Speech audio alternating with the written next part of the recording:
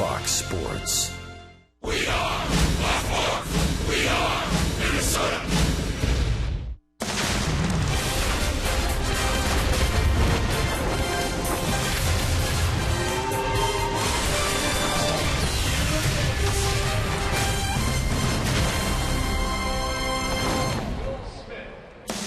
Welcome to Milwaukee and T-Mobile Tuesday Night Baseball. Tonight, the Twins and Brewers wrap up their series at Miller Park before playing two more at Target Field as part of a home-and-home border battle. Giovanni Gallardo will go for the Brew Crew tonight after a strong start to his season, and Samuel DeDuno is looking for his second win of the year while trying to cement his spot in the Twins rotation. Good evening and welcome inside Miller Park. I'm Jamie Hirsch. Sam DeDuno got a little roughed up in his last outing. He ended up earning a no decision against Texas. But in order to get back to success, his pitching coach, Britt Anderson, says he really needs to just get back to the basics. Basically, get back to being aggressive with your fastball. You saw his pitch selection last time. He threw a lot of breaking balls. He shied off his fastball, which is his bread and butter. And Sammy's a guy that's got to use his fastball more. As we've all said, it's a crazy fastball. We'll sink, it will cut, it will ride, whatever. You never know what it's going to do, but he's got to use that more and pitch off of that. And as you saw last game against Texas, he got away from that and threw a lot of breaking balls. And the Twins are hoping to give DeDuno some more run support as well as Joe Mauer looks to build up a three-hit night. When we return, Dick Bramer and Roy Smalley will discuss whether the same old Joe is back in business at the plate. Twins baseball on Fox Sports North is presented by Menards. Save big money on all your home improvement needs at Menards.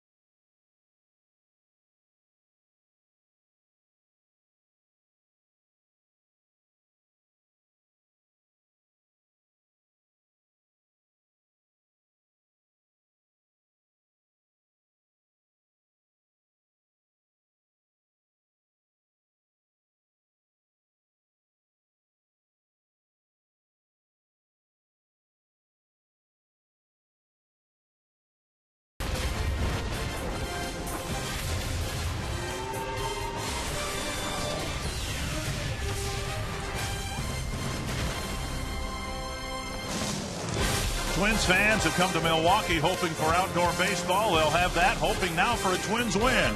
The Twins-Brewers series on Fox Sports North is presented by Wisconsin Tourism. Final game of the first half of this rivalry series between the Twins and the Brewers. Joe Mauer with 3 hits in the ball game last night, hoping to spur an offensive comeback for the Twins. They've had a tough time scoring runs as of late. And a beautiful night for baseball it is indeed in Milwaukee. Dick and Roy Smalley with you for Game 2 of this series, the first half of the home-and-home series. The next 2 nights, of course, coming at Target Field in Minnesota. And some encouraging signs for Joe Mauer. It's been a really rugged month of May for Joe, but now that we're into June, some signs that his bat's starting to come around. Looked like he was starting to come out of it a little bit in Yankee Stadium, hit a couple of balls real hard to left center, which is kind of classic Joe. And then we saw the ultimate classic Joe last night, a line drive down the left field line for a double, this ball off the left center field wall, and then drilled a single to right field, so using the whole field again, and also playing some good defense. It's been amazing to me how athletic he's been immediately over there at first base, a position that is pretty foreign to a guy coming out from behind the plate. The Twins are hoping that this lineup will start to click. They can't help but be envious of where the Brewers are right now because their lineup is clicking. Well, it really is. And starting about May 20th, they moved Gene Segura, the little shortstop, to the leadoff spot. And ever since then, that lineup really has clicked. Listen, when you have Segura, Braun, Lucroy, Carlos Gomez, now Chris Davis is starting to hit, and Aramis Ramirez is about to come back to that lineup, you've got 6 or 7 guys there that can carry a club by themselves. Any 3 or 4 guys hitting at the same time, and you're going to put up big numbers. Well, the Twins will play Game 2 with the Brewers here. Then both teams will fly to Minnesota to continue the border battle.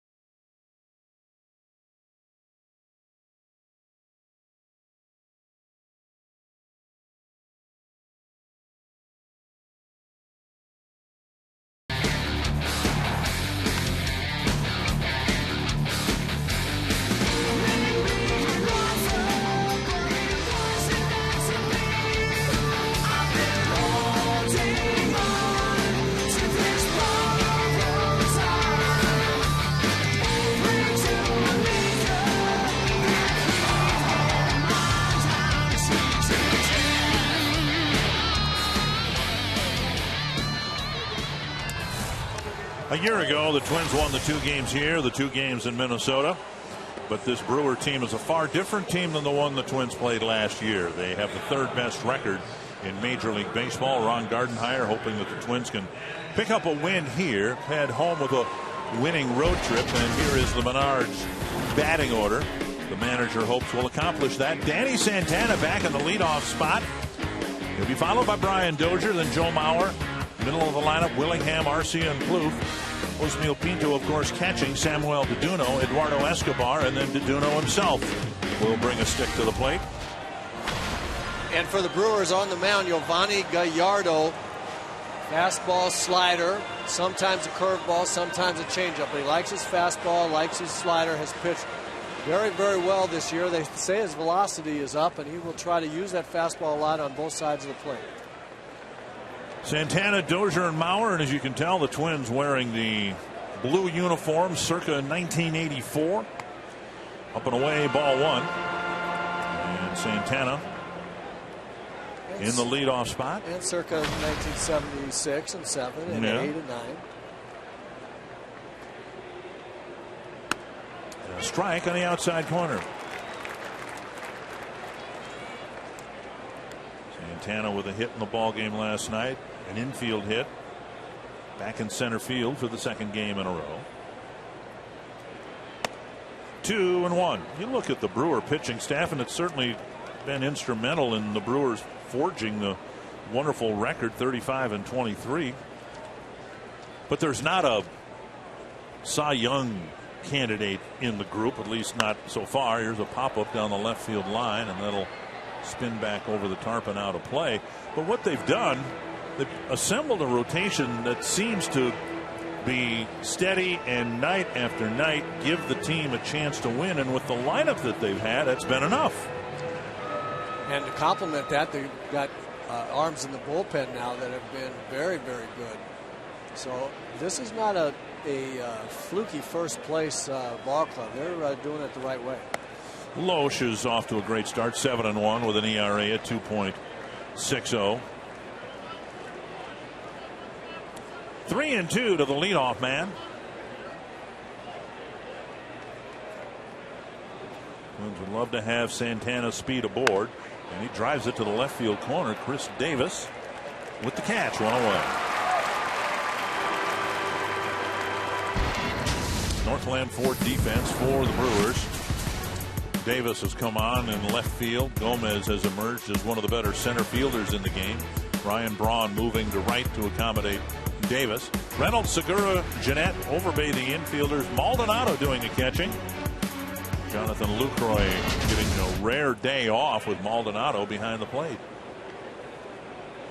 One down, and here's Brian Dozier.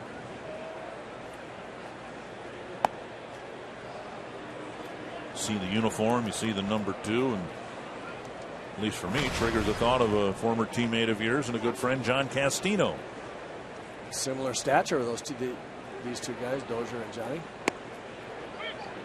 Strike on the outside corner, 1-1.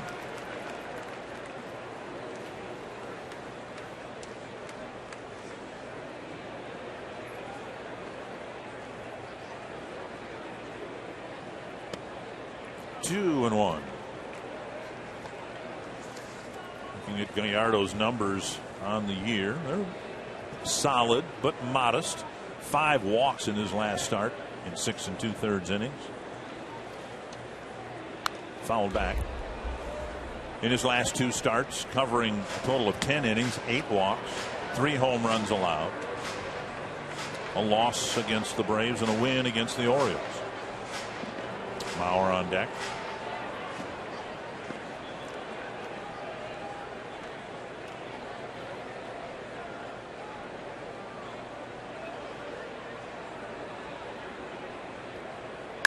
Up the middle and through. Good at bat for Dozier. And a solid single to center.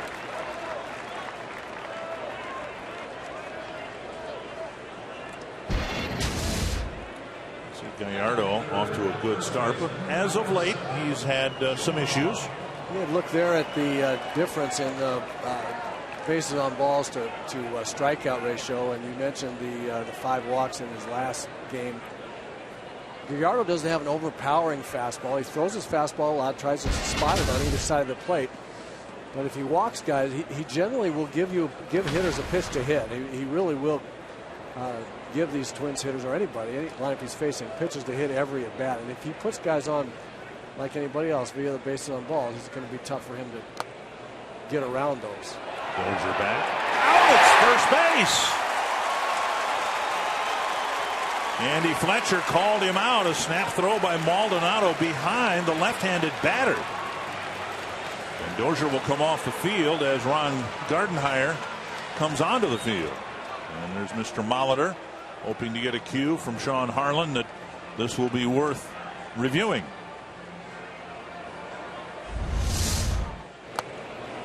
Nice quick throw there by Maldonado.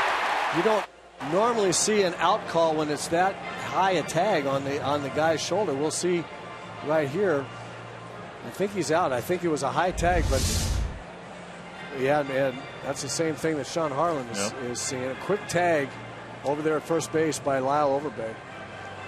And even though Overbay tagged him high, he got the glove on him quickly before Brian's hand got back to the base. A nice play by the catcher, Maldonado. See a really quick tag right there to the elbow of Brian Dozier. Nipped him at first. 1-0 to Mauer with 2 gone. And outside 2-0. Twins so far being very patient taking pitches. As if Maldonado has had some control issues, and I'm guessing that's their scouting report. 2-0. 3-0 with Willingham on deck. I think a couple of things happen when you get a scouting report that pitcher that you're about to face has had some control problems. You go up there looking for the ball in the middle of the plate and take the tough pitches early. And Mauer takes a 4-pitch walk. And that'll bring up Josh Willingham. Has jumped back into the lineup with some impact. Our lows never stop improving, and Josh Willingham hoping for an improved 2014 from 13. Frustrating year injury-wise for Josh last year, and it looked like it could start that way this year. Swinging the bat really, really well coming out of spring training to start the season. Got hit in the wrist. Had a real hard time getting over that wrist soreness, and amazing to me that a power hitter like Josh has jumped right back into the stroke he had going before the injury when he really didn't have that many rehab at bats. Breaking ball over the inside corner, 0-1. I was about to say about the Twins' approach against Gallardo. When you know that he's had a little control problems, you start what batters call keyhole a little bit, meaning look for the ball, a real good pitch right in the middle of the plate. They also believe that he will give you a pitch to hit every time up, and so it gives you even more reason to be very selective. Like right there, no reason to start chasing that pitch right there until you have 2 strikes. Ball just off the outside corner. Probably not a pitch you want to take with 2 strikes, but up until 2 strikes, take that one, see if you get a better one in the middle of the plate. And now 2-1. Santana had a long at bat before flying out to left. Dozier singled on a 2-2 pitch. Mauer a 4-pitch walk.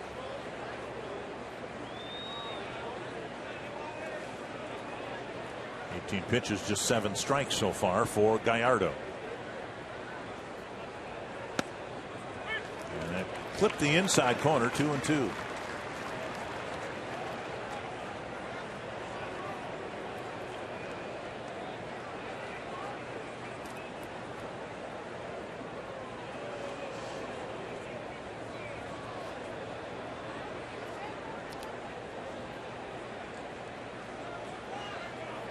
Breaking ball got him looking. And Willingham begs to differ with home plate umpire Mark Wagner. A hit, a walk, a man left, no score in the top of the first.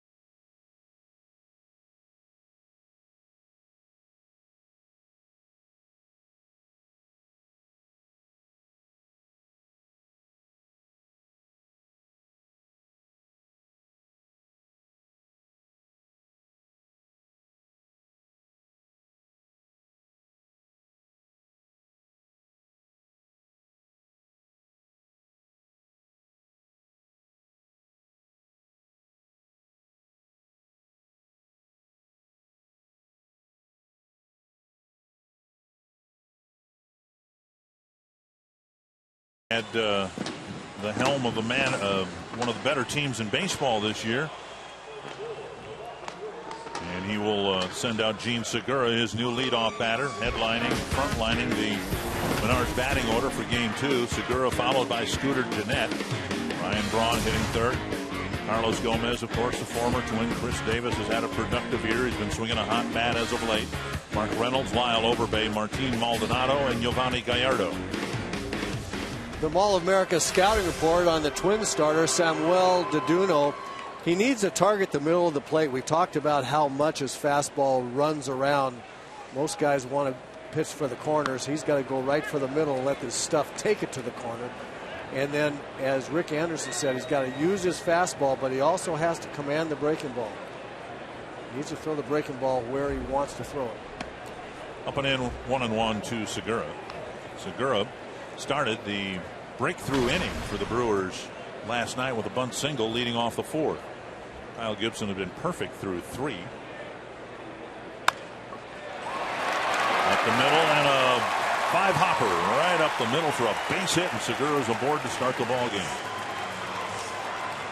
Well, if Deduno is sharp with his fastball today, you're going to see a lot of these guys beating the ball in the ground and hoping, from the Twins standpoint, hoping it is at somebody and not finding a hole. That's a successful pitch by Samuel Deduno. The ball just found a hole.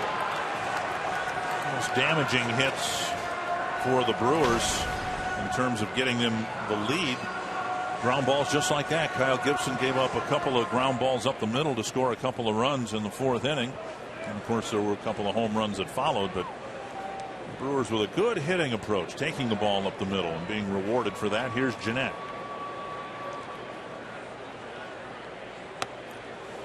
Sailing inside, ball 1. Deduno has given or has induced just 4 ground ball double plays. Remember, he just moved into the rotation about a month ago. And I will tell you, there will be a lot of ground balls he gives up that aren't hit hard enough to turn double plays. He gives up a lot of balls beaten into the ground. And another ground ball finds a hole. Segura rounding second and on his way to third.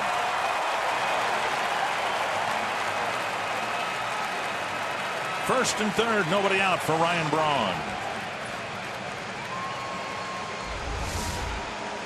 Well, again, a sinker ball pitcher has got to stay down in the zone. The ball doesn't sink much when it's up there.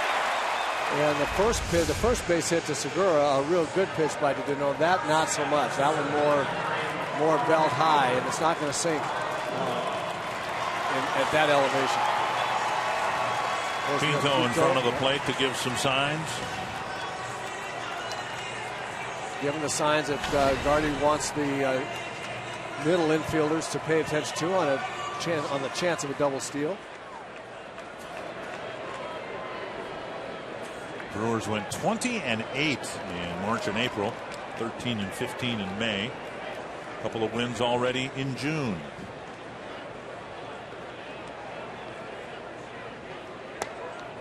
Down and away, ball 1. Deduno made an earlier start against the Brewers at Target Field and was brilliant.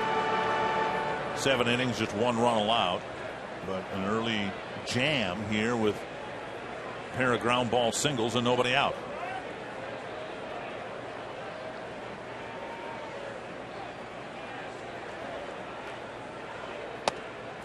Two 2-0. You're a pitcher and you get into this situation. As we look at Ryan Braun's season so far with runners in scoring position, you get in a situation like this as a pitcher and you almost have to mentally concede the run at third so that you can minimize the damage. Deduno, the ground ball pitcher, needs to just get right back in the low strike zone with that moving fastball and try to get a ground ball here. And there you go. They'll give up 1. Safe at first. Braun hustling down the line, beating the double play. 1 out, a run in. It's the first lead again going to Milwaukee. But that's good pitching. 2-0 count with runners on first and third. He falls behind, was able to make a real nice pitch. He induced Ryan Braun into hitting a ground ball to second base. A good turn by the Twins, but right out of the box, Ryan Braun hustling and just beats the throw. But that's a well pitched at bat for Samuel to do. Now get right back in that mindset. Get another ground ball here. Minimize the damage.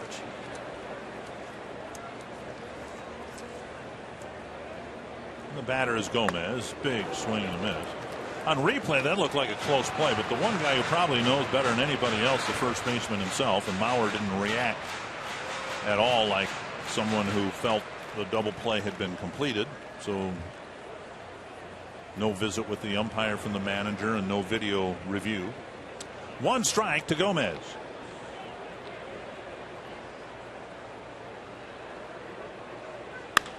High fly to deep right center. Santana on the grass makes the catch, out number 2. And Santana with another errant throw, but corralled by Escobar. Northland Ford defense for the Twins. Santana in center, flanked by Willingham and Arcia. Plouffe, Escobar, Dozier, Mauer, and Pinto behind the plate. Pinto's become DeDuno's personal catcher.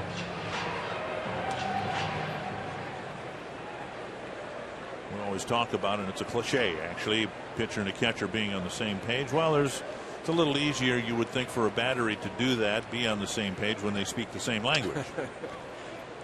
I think there's a natural rapport there for sure. Just outside to Chris Davis.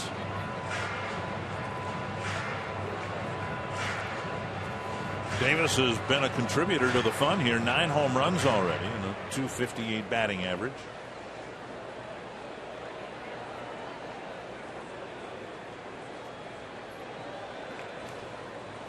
And Braun dives back. DeDuno gave up some early runs in his last start against the Rangers. 5 1/3 innings, 9 hits, 4 earned runs, but 3 of them came in the second inning.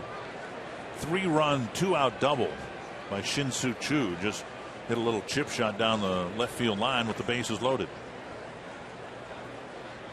Foul back into the Milwaukee dugout. 1-1. Yeah, I actually thought Samuel pitched very well that game, and you're right. He was a little bit unlucky in getting the bases loaded and without the ball being hit really, really hard. As we look at his numbers from that game, struck out 2 guys with the bases loaded to get to Shin-Soo Choo, and Choo didn't hit the ball hard. He just reached out and poked the ball down the left field line, as you mentioned. But Samuel pitched pretty well. Check swing. Nope. And it's 2-1. Ron Gardenhire saying before the game today, they like the way the ball's coming out of Samuel's hand. They like how he's pitching. They wanted to do more of the same. Pitching coach Rick Anderson, we heard talking with Jamie Hurst, said to just use that fastball, trust the movement on the fastball. And I would concur with that. His fastball is frustrating for hitters.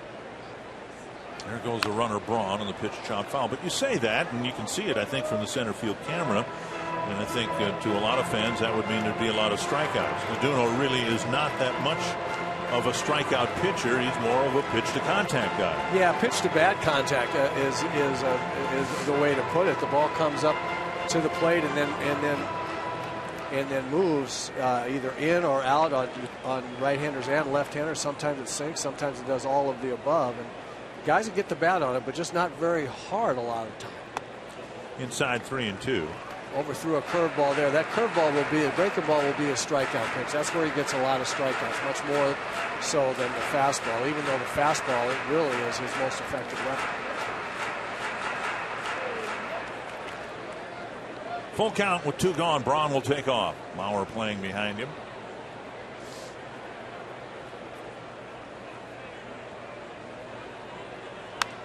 High fly to left. Willingham back to end the inning. Couple of singles and a ground ball by Braun, driving in the first run of the game. It's 1-0 Milwaukee. Oswaldo Arcia will lead off the second for the Twins.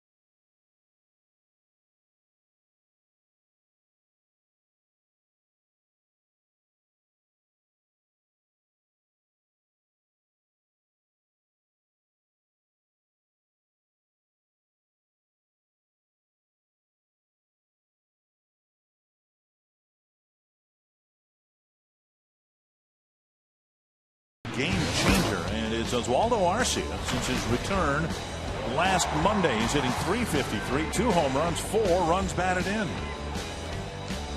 And one of those guys definitely that every time he walks up there to the plate, he's got an opportunity to change the game. Positive way for the Twins. Very strong, very talented. And if he can tone down his aggressiveness and swing at balls only in the strike zone, he's going to be a very, very productive hitter for the Twins for a lot of years. Arcia, Plouffe, and Pinto facing Gallardo.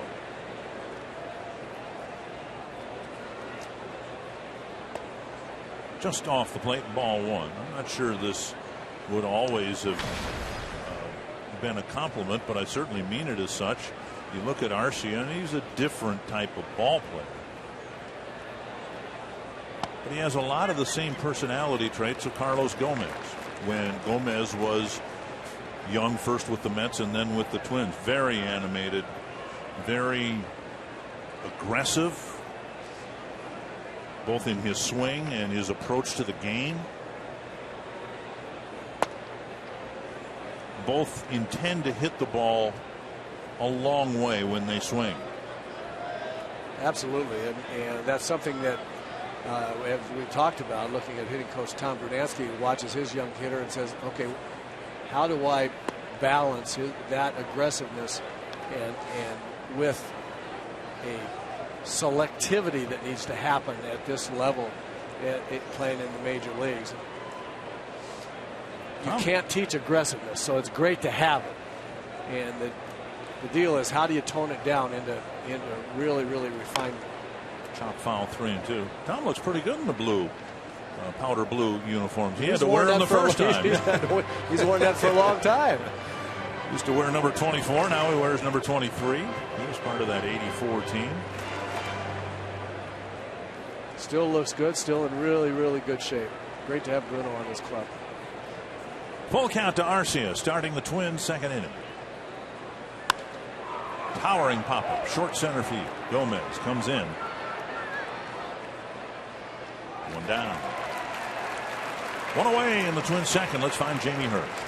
Thank you, Dick and Roy. Well, as Trevor Plouffe steps up to the plate, he does so knowing that June has been a pretty good month for him. He is batting just under .300 for his career in the month of June, with 14 home runs and 35 RBI in 47 games played. And I asked what it is about this month for him, and he says, well, June is a great month. That's when I was born. His birthday is June 15th, but regardless of what month it is, Plouffe has had success against Giovanni Gallardo with a home run in each of his last 2 at-bats against him. Looking for another good night tonight. Well, the Twins could use some long balls, and the Twins have some hitters that have had some success against Gallardo, and again, he falls behind 1-0. 27 pitches, just a dozen strikes for Gallardo. At the knees, a strike. Well, he's falling behind and complicating that, coming back in, having to come back in, giving Twins hitters pitch to hit. Arcia missed a pitch, 3-2 pitch. He popped up that was, I think he felt was a home run pitch. That was a pretty good pitch for Trevor to hit. Trevor doesn't like that slider on the outside corner, but as we said, Gallardo has a tendency to give you a pretty good pitch to hit almost every time up, and it's going to be up to the Twins to not pop him up or foul him back. 2-2. Gallardo can be a potential free agent after this year. The Brewers have an option on his services. He's been with Milwaukee for a long time. 2-2. Twins third baseman. And slapped into the right field corner, a base hit. Braun spins and fires, and a nice retrieve holding Plouffe to a single. And that will bring up Pinto. No matter the occasion, Target Field is the place to be during the summer. Whether it's a family celebration, a church outing, or an event to raise funds for your organization, reserve your group tickets today. Organize a group outing of 25 people or more. Head down to a Twins game, and you can call 800-33-TWINS and ask about group outings at Target Field. Here is Pinto with Plouffe aboard and 1 out.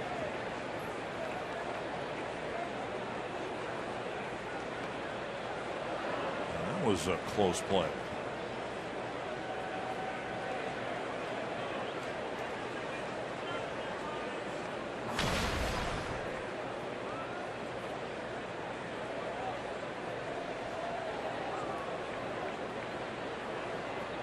Check swing, and that gets away from Maldonado. Plouffe to second, and he thought about it and thought better of it. Wild pitch, advancing Plouffe into scoring position.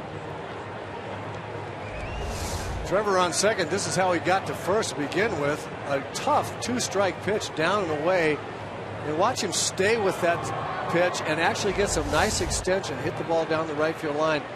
In the years before this year, when Trevor's been up there, I don't think that we would see him have that swing. He has done a really, really good job of making himself a dangerous all-field hitter in different counts, especially when he's behind. That's been a huge improvement for him. That pitch called a strike. I thought Pinto checked his swing, but apparently it was called a strike, and it's an 0-2 count now to Pinto.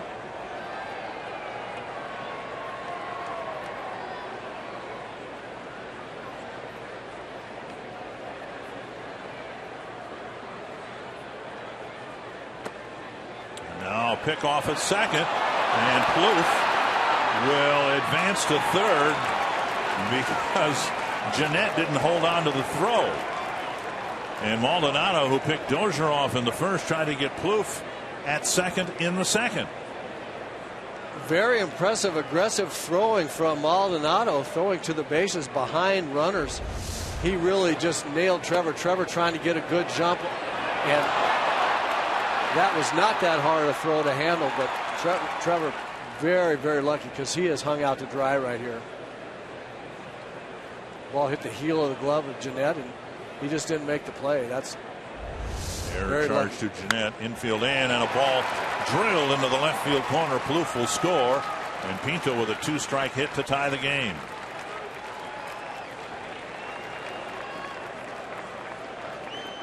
RBI number 15 for the Twins catcher.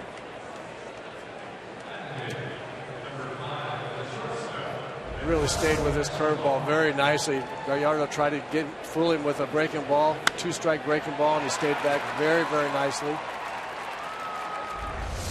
Good hitting by that young man. I'd like to see him be able to get a whole bunch of at-bats in a row, and it's going to be difficult for him to do that with as well as Kurt Suzuki's playing. And I think with the Twins' struggles, they could put him at DH, but Gardy really reluctant to do that because of not having a third catcher. Did that a lot in April and early May when Chris Herman was around. 1-0 to Escobar with Pinto at first. There's Suzuki getting the day off. At least the starting lineup assignment off. Swing and a miss. 1-1. Escobar with 40 hits on the season, 127 at bats. Started the year with the big league club and was a key guy for the Rochester Red Wings for a good part of the season. Only had 165 at bats last year. He's got 127 already this year. Hacked to third. And safe at first. Escobar barely beat out a double play started by Reynolds at third.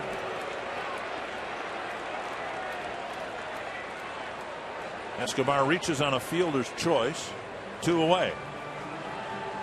And now a little stalling tactic here. We might have a review.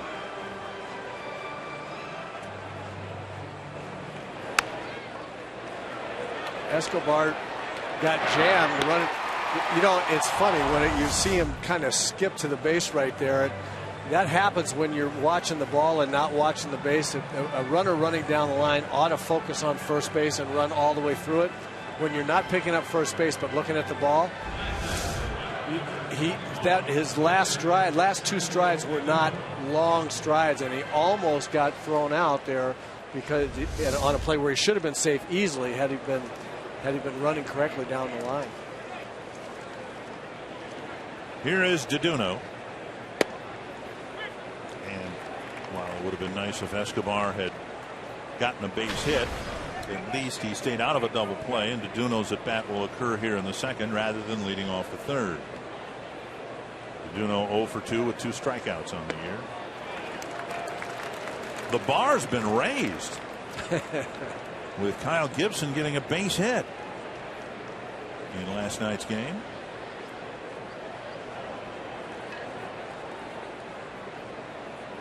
Gibson has the baseball stowed away. And DeDuno strikes out on 3 pitches. The Twins manage to tie it up. They use a pair of singles to tie the game at 1.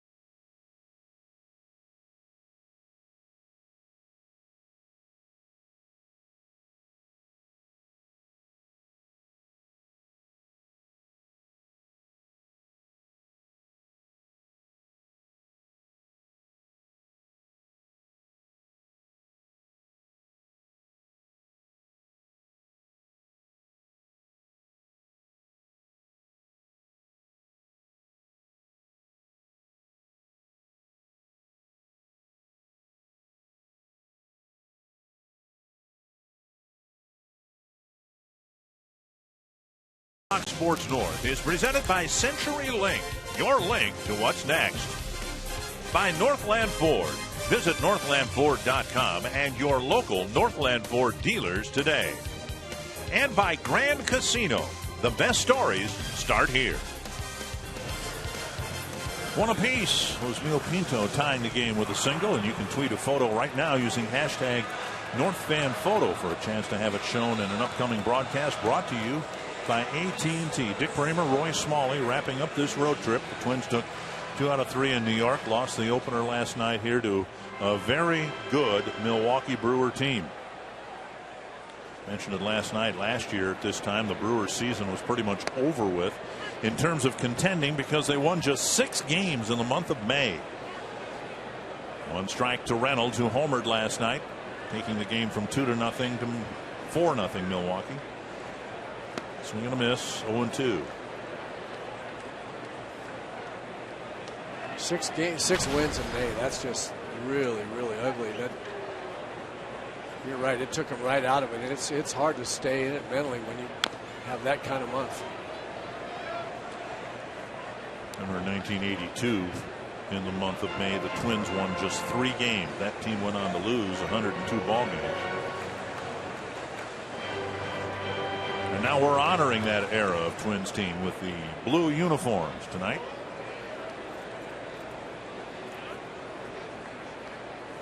Two strikes to Reynolds. And 1-2.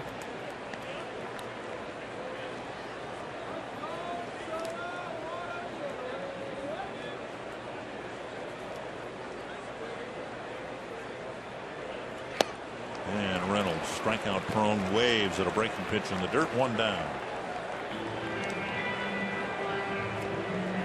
Twins have faced the very best as it's turned out. They were swept in San Francisco by the Giants, at home by the A's, and they lost the opener of the 4-game series with Milwaukee. They've taken 2 out of 3 against Toronto, and they've won 3 out of 5 against Detroit.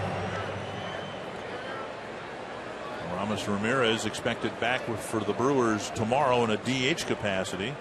We'll be playing by American League rules tomorrow. There is strike one to Lyle Overbay. Ramos Ramirez, another terrific hitter in this Brewers roster, and just adds another one more dimension to an already potent lineup. This guy right here, a lot of power, a lot of extra base hits, big slugging percentage.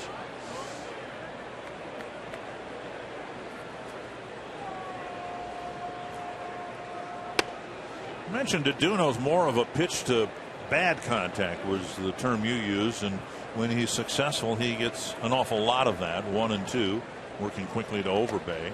That's his strikeout pitch right there. He got Reynolds on threw 2 great curveballs to strike him out, and that was very close to a strikeout. This locked Overbay up. That is such late break. He didn't take that because it was inside. He took that because he was locked up, just couldn't swing. And now 3 and 2. Duno didn't always used to be that way. In his first 3 years of professional ball in the minor leagues, he pitched a total of 212 and a third innings and struck out a whopping 395 batters. Now a 1-out walk to Overbay. And that's a lot of strikeouts. And it looked like he was going to be a strikeout type of pitcher if he ever made it to the big leagues. But of course, with all the strikeouts, more erratic control. And he's tightened that part up, particularly since coming to the Twins organization. Here is Martin Maldonado, good hitting catcher, and we've seen his arm behind the plate already here tonight.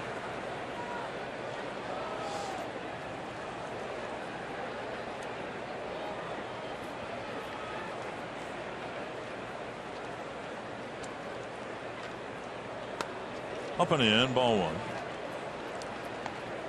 That walk to Overbay here with 1 out in the second inning is a frustrating one. You can tell the frustration that Duno had with that walk, because he really had Overbay right where he wanted him. He almost struck him out with a great curveball. It just really needed to throw another quality strike, and just couldn't do it. I felt like Overbay was a bit overmatched there. 1-1. 30th pitch of the night for Duno coming up. Couple of seeing eye singles to start the ball game, and then a ground ball by Braun scoring the Brewer run.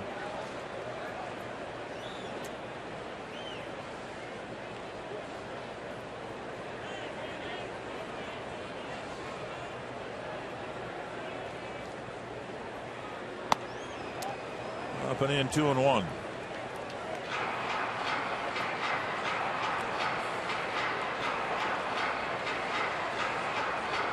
Jonathan Lucroy has been swinging such a good bat for the Brewers, and he got 3 hits again last night, including a home run.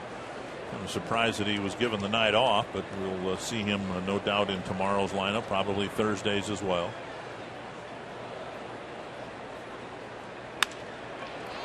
Plouffe cuts it off. Out at second, and a double play. Nice job by the Twins starting pitcher Samuel Duno, facing just 3 men in the second.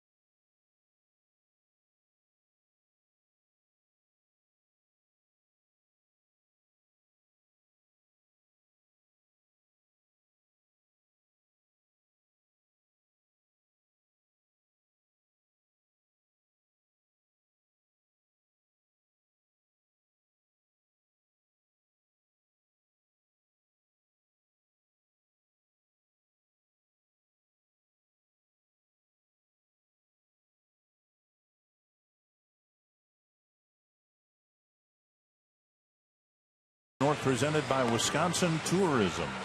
It'll be Danny Santana leading off the third inning. You see the powder blue uniforms, and you see a player smaller in stature. First, we're going to give you the carsoup.com trivia question. Since 1969, which Twins player has the highest career batting average against the Brewers? In 1969, of course, the Brewers were still the Seattle Pilots, but that was the start of the franchise. Highest career batting average against the Brewers, and that ties the conversation back to what I was going to say about Danny Santana, who is 5'11", 160 pounds. And you see the powder blues, and one of the guys you think of course, is Kirby Puckett. His rookie season, 1984, and you tend to forget that Kirby wasn't a whole lot bigger than Danny Santana was when he first came to the big leagues.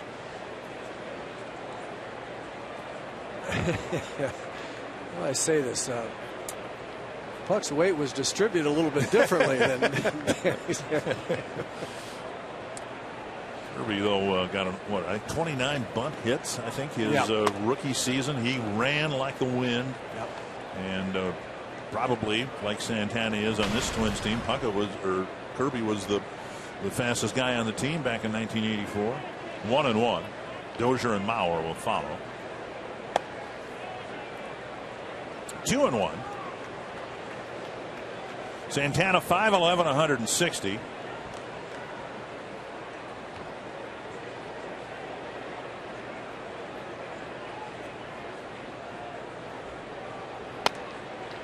Three and one. Gallardo continues to fall behind Twins batters, which historically has not been easy to do with Danny Santana. Good job by Santana taking some pitches. He's normally a slasher up there. Chop, foul. Santana, you can see, try to get on top of the ball, and I think that's what he's been instructed to do by Tom Bernansky. Try to hit the top half of the ball. If you're only going to hit half the ball, hit the top half, not the bottom half. When you have that kind of speed, you want to put it in play on the line or on the ground. Make something happen with your legs. He's an exciting player. Scooped up by Overbay. Santana retired, 1 away. And that'll bring up Dozier. Santana hit it hard right to the first baseman. Dozier singled and was picked off first base by Maldonado, the catcher.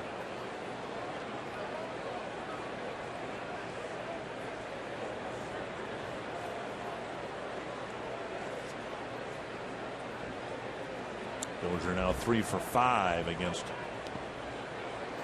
Gallardo. So far, Gallardo is defying the scouting report. Kind of the word on Gallardo, he throws a lot of fastballs and then likes his slider a lot more than his curve, but we're seeing him throw a lot of curveballs today. I think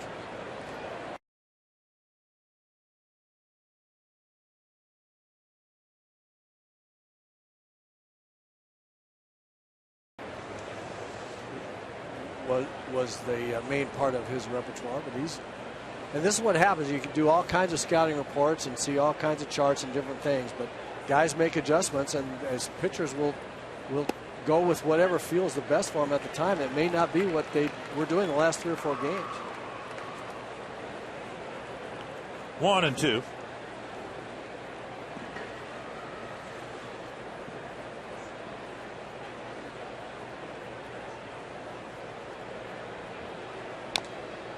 Chop foul. You like Dozier hitting second rather than leadoff? I do like him in the second spot.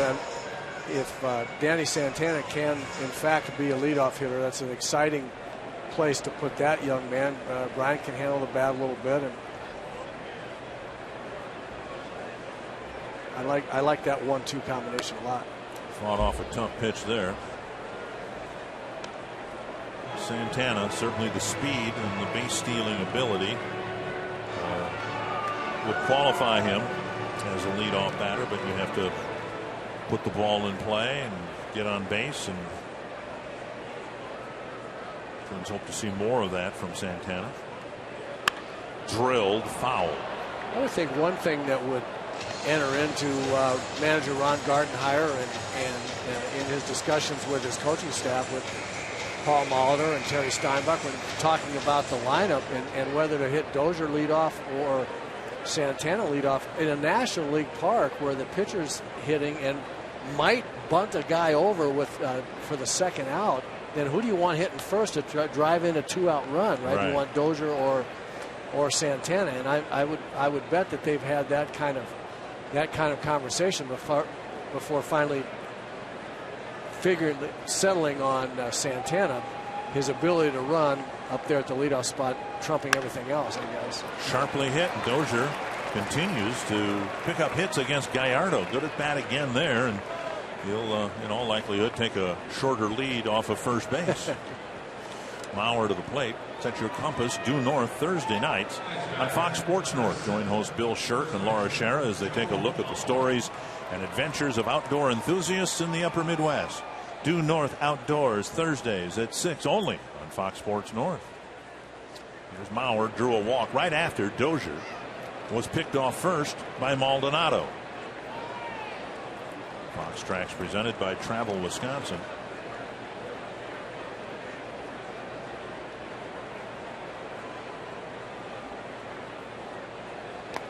I don't see a catcher as much throw behind a batter in the batter's box, and I don't know, it might have been that Dozier was a little bit screened, perhaps didn't expect the throw. I think both of those things. I think probably wasn't expecting an aggressive play like that from Maldonado, and probably was screened a little bit. But Maldonado's got the Twins' attention on the bases now, I'm sure. A strike, 1-1.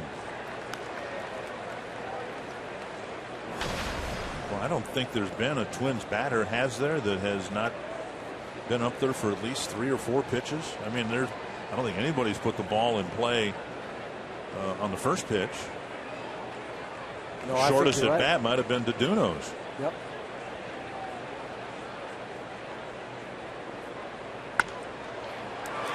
And under the glove of Jeanette, Mauer will send Dozier to third.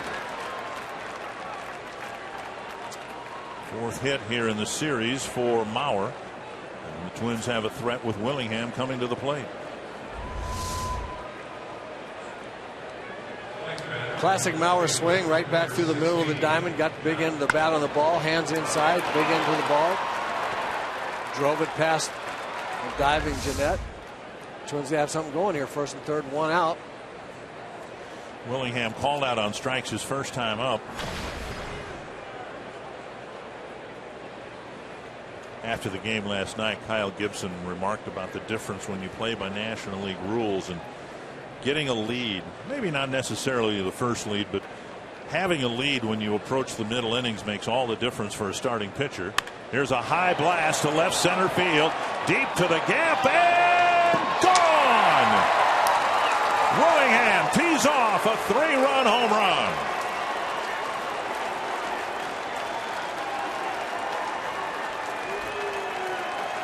He put the ball in play on the first pitch, didn't he? He went up there looking for something, and very, very specific. Got it, and then didn't miss it. Another breaking ball. Well, I don't know if it was. It might have been a hanging slider. The ball didn't break much,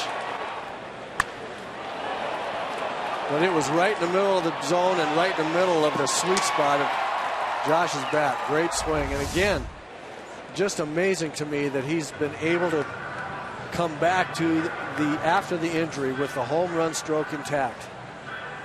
I think the home plate umpire Mark Wegner has asked Arcia to fasten his batting gloves. I noticed it last night. He's had a batting glove unfastened, unvelcroed, and I think Mark Wegner said, "Hey, let's tighten that up." Arcia went back to the dugout. Maybe it's a wrist wrap, not the batting glove itself, and they just cut it off. I believe that was at the behest of the home plate umpire. Here's Arcia. Hit a fly ball to center his first time up. Anyway, Gibson was talking to him last night about how Take a look at Willingham's swing, and that pitch probably looked an awful lot like the one David Robertson threw him in New York in the 9th inning. Absolutely. And what great torque there, that turning of the hips against a very firm front side. That's where the power comes from. And that was a great shot by that slow motion shot from our guys in the truck. That was really cool. You ever want to know where a hitter's power comes from? That little slow motion picture right there was as good as it gets. 2 strikes to Arcia with 1 gone in the 3rd. Foul tip. Maldonado dug it out of the dirt, so the at bat's still alive. Gibson remarking last night that, in the middle innings in these National League style games, you don't have the lead, you're very susceptible to be taken out. And it's much easier if you want to pitch deep into the ball game to at least be in a tie game, preferably have the lead. And now DeDuno will have a lead in the bottom of the 3rd. Talked about it last night, how teams are going to try to pitch Oswaldo Arcia. Saw Maldonado on the pitch before pointing at the dirt. It was going to be a curveball, bounce it down here, and then when he wanted the fastball, throw it up above the letters. 2-2.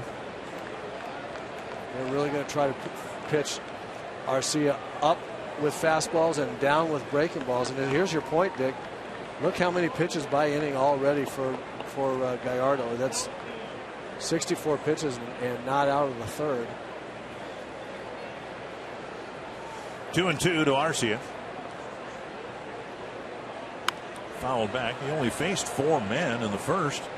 5 men in the 2nd. Arcia is the 5th guy he's faced here in the 3rd. Well, to your point, he's not really he's not walking guys. He's just throwing a lot of pitches to every hitter that goes up there. Just either gets behind or can't finish a guy off when he does get ahead. And that large part due to some really nice at bats by the Twins hitters too. Arcia with another towering pop up. This one to short right field. Hit a big one to short center in the 2nd. And now the 2nd out of the 3rd hit a mile in the air. And that'll bring up Trevor Plouffe. Plouffe lined a single between Overbay and the right field line with 1 out in the 2nd inning.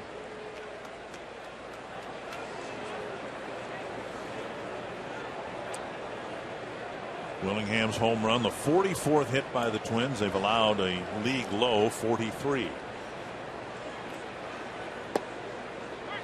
Strike 1.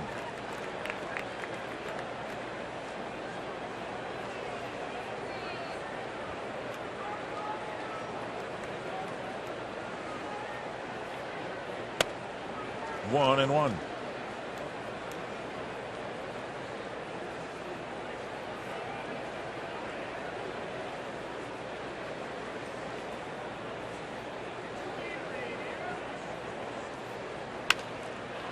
Short center and gloved by Jeanette. That ends the inning.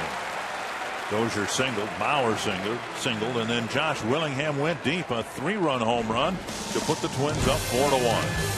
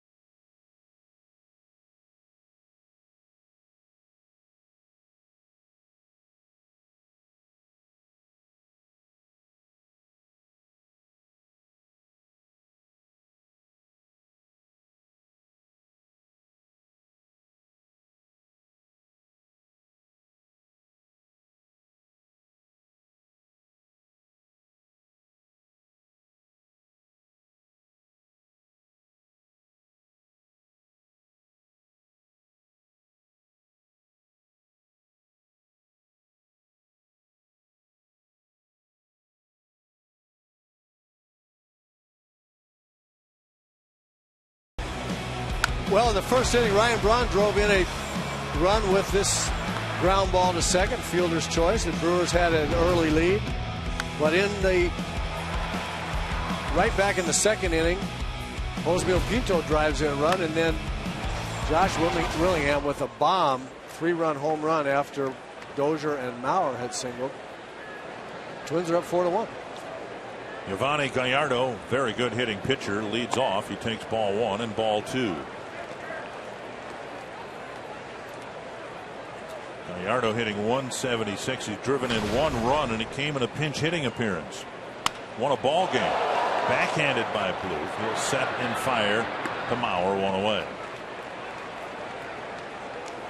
Now, Gallardo a week or so ago hit a walk-off double here at Miller Park. DeDuno sawed off a bat there, 1 down in the third. That'll bring up Gene Segura.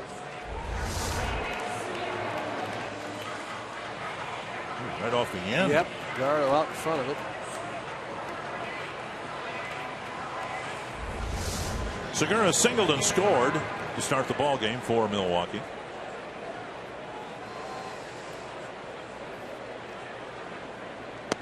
I probably asked you about half the shortstops in baseball in our time working together. So your initial impressions, having seen Segura a little bit last year and so far this year. I really like this young man a lot. Off the spikes of DeDuno, it'll be an infield hit for Segura with 1 out. He looks sure-handed at shortstop. He's very quick and agile out there. Looks like he's got a lot of range, got a great arm, and he can swing the bat. Good approach back up the middle. Now twice, 2 singles up the middle off of DeDuno. Runs real well. Always a threat to steal a base. I think he's going to be a real good player for the Brewers for a long time. Scooter Gennett will hit. He pulled a single into right field. His first time up.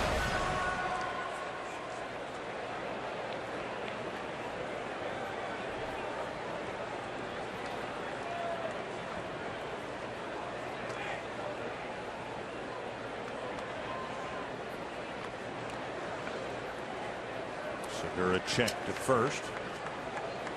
Brewers can run. Segura can run. He's got 10 steals and 16 at bats. Gomez has 11 and 13.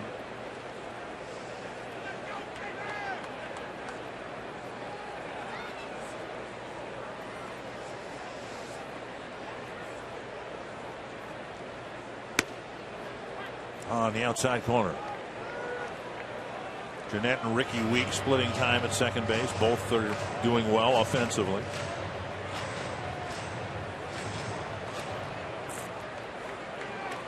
Pretty good platoon. Gennett having a little trouble with left-handers in his splits, hitting right-handers very well. Of course, Ricky Weeks has the ability to have really tremendous power for a second baseman,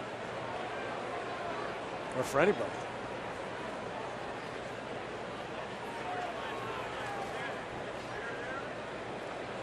Of the two, Gennett much more of a contact hitter. Right. Twins have already turned 4 double plays in this series. 3 last night and a second inning one tonight. We could really use one here. This is an important inning.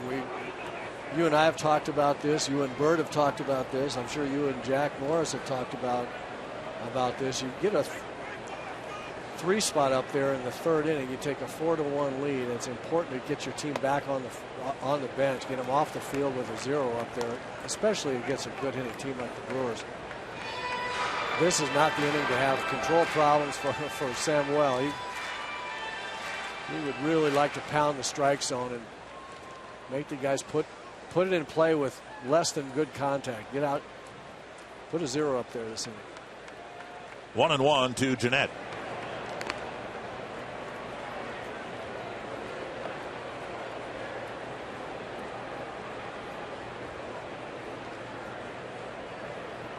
The Brewer power is lined up behind Gennett. Braun with 9 home runs, Gomez with 11, Davis with 9, Reynolds with 13.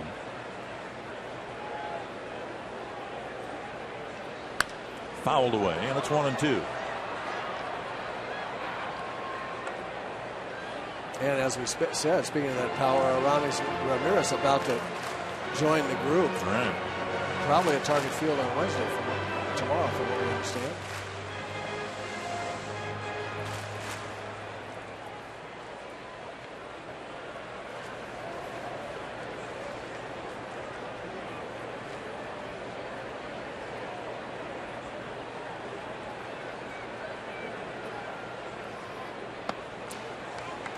DeDuno with just one win, and that came in a start against Seattle, but his earned run average more than a half run less than the team ERA.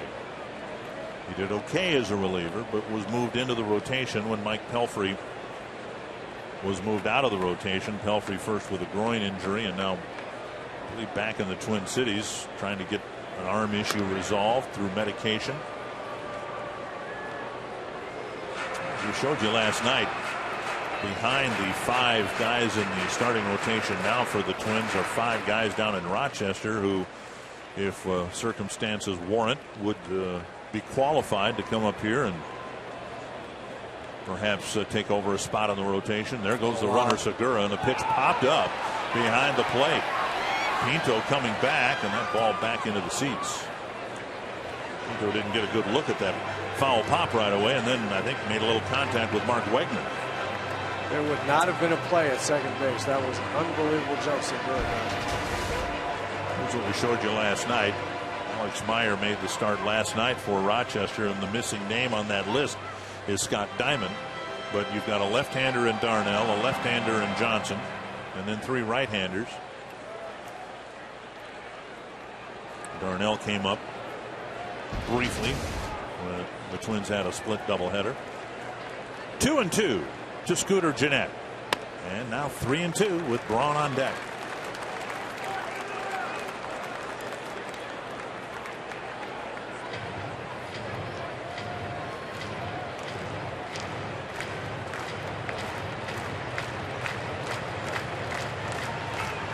Segura will be running here, 3-2 and 1 out. Pretty good contact hitter at the plate. I'm pretty sure they'll start him from first. There he goes, and the pitch fouled to the screen.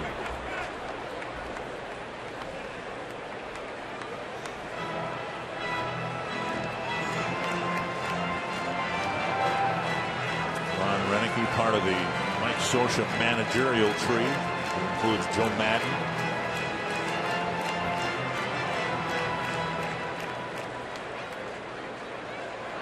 Gennett hanging tough, and DeDuno's not had a quick time with the Brewers here in the bottom of the 3rd. Segura goes again, and the pitch, check swing, strike 3, and the throw on one hop skips over Escobar and into center field. Gennett strikes out, and Segura steals second, and Pinto with a one-hop throw that spiked, hit something and jumped right over the shoulder of Escobar. Hurried his throw a little bit. The ball skidded off that grass, really came up on Escobar.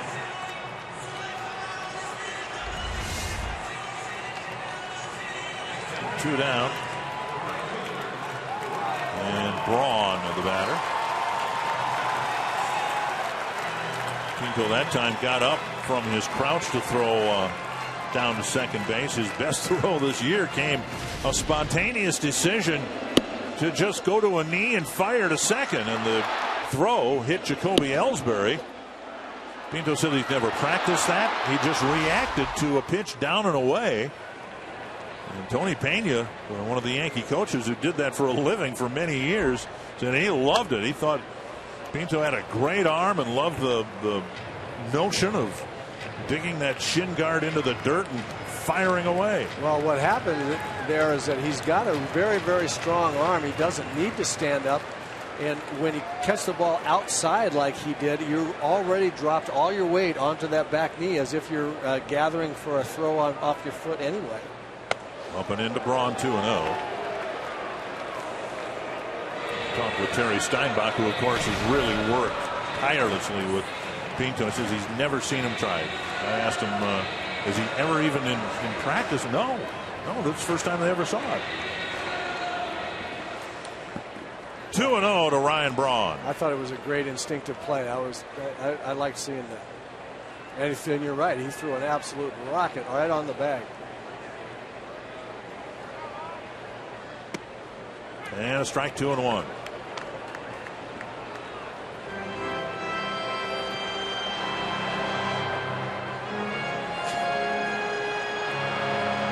Duno trying to pitch around a 1-out single.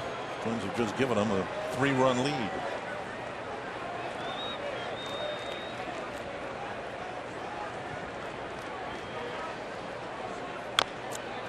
Chop foul. 2-2. Part of the problem with Duno is what we saw right there. Sometimes the ball moves so much that those kinds of ground balls, you beat into the ground are the kinds of ground balls that Samuel Duno gets. And right there, a lot of those, for most guys, would be ground ball to shortstop or ground ball to third. And now Braun stays alive really just because the movement of the ball was so good. The best he could do was foul it off.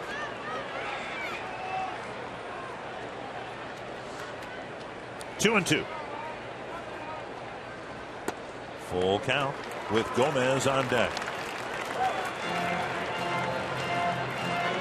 Good a hitter as he is, you got to challenge him here, don't you? You don't want Gomez to come up as the tying run. Absolutely right. You want to put the ball in play here. Again, you have to trust your stuff. Go at the middle of the zone, throw it for a strike with either one of your pitches, and let the natural movement take it to the corner. On the ground to Escobar. Inning over. Took a while. And Duno only faced 4 men in the inning. The Twins have a 4-1 lead, and Osmil Pinto will lead off the 4th inning for the Twins.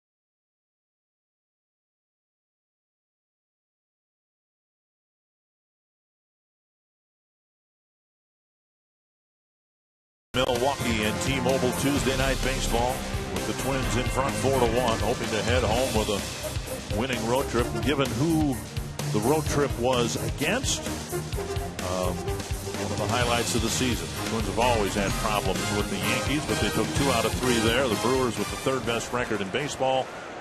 But a lot of baseball yet to be played tonight. Pinto takes a strike on the outside corner. It'll be Pinto, Escobar, and Duno. Yeah, with this Brewer lineup, as well as Duno is pitching so far, and hopefully he will continue, I think the Twins are going to have to put some more numbers up there on the board.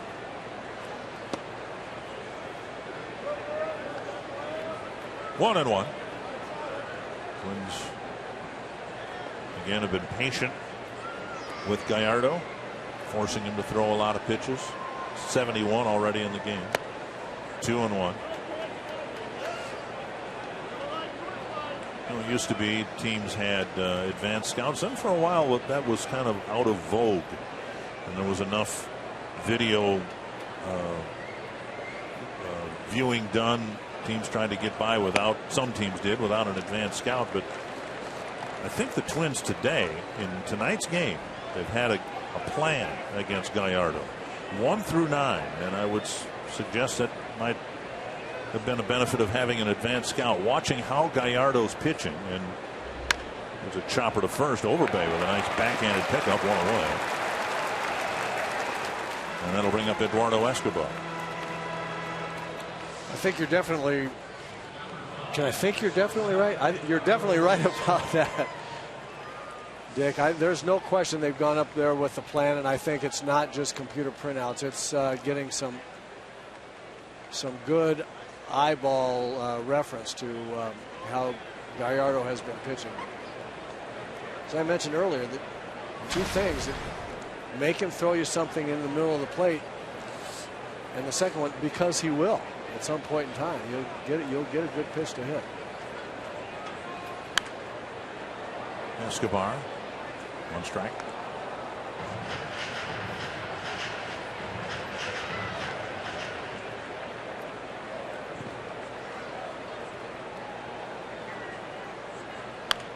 Tapper, easy play for Overbay. The Twins have kept him busy, 2 down.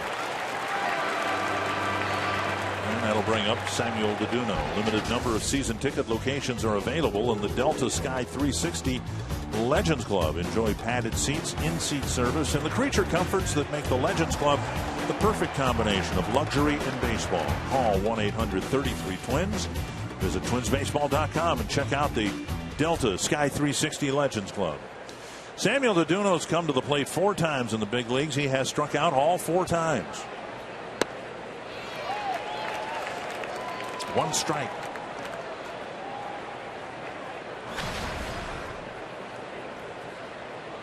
He's not going to get cheated, though. It's not for lack of hacking at it. It's not taken. Struck out in the 2nd inning on 3 pitches and might very well be headed there again here in the 4th. He's swinging. I'm not sure he's swinging at the ball, but he's swinging. And he swings through the 3rd pitch. Twins go down quickly, 1, 2, 3 on the 4.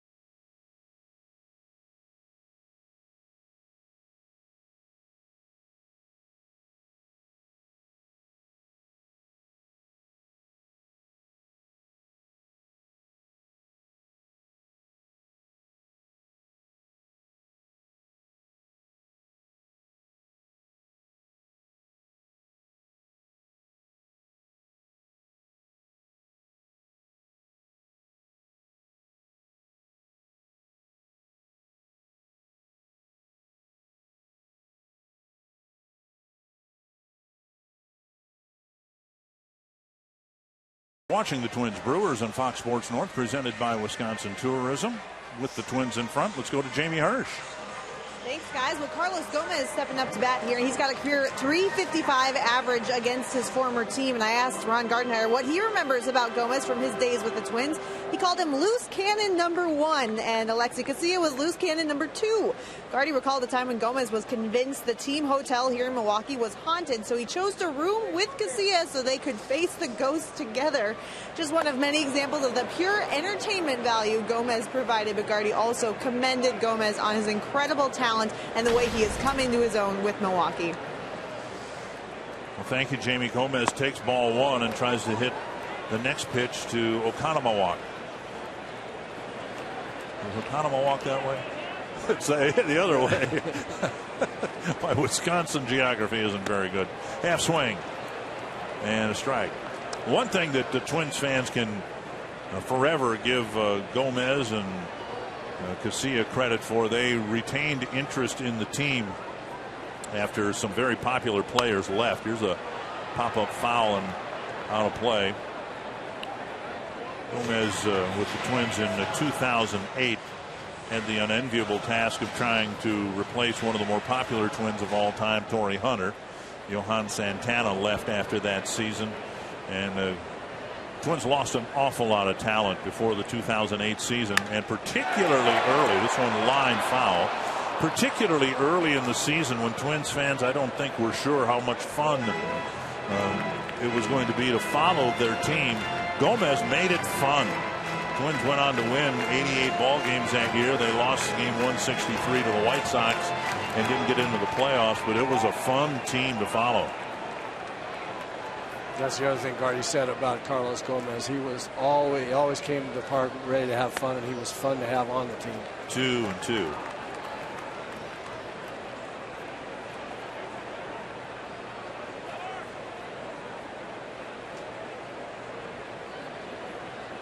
Middle of the Brewer lineup, and Gomez drives it to left. Willingham over, makes a nice running catch, 1 away.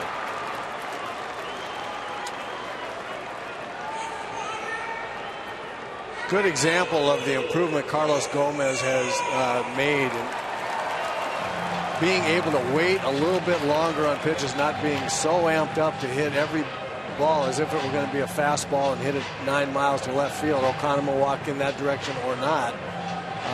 He was way out in front of the 0-1 slider that Sam Duduno threw him, but then once he got to 2 strikes, he waited longer. He had a good swing there at that 2-strike curveball, and that's something we didn't see when Gogo was a Twins player. And we saw a lot of talent, and we saw the ball go a long ways and get hit very hard when he guessed right on pitches, but there was a lot of guessing wrong, and you just never knew if he was ever going to harness that. Anthony is 1-1. Davis hit a fly ball to Willingham his first time up. This will be pitch number 60 for Duduno. First batter he faced scored. A couple of seeing eye hits led to a Brewer run.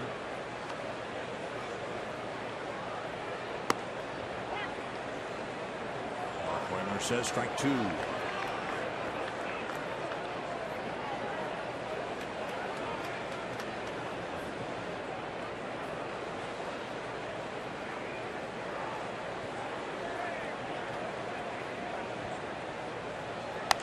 Fouled back over the Brewer dugout.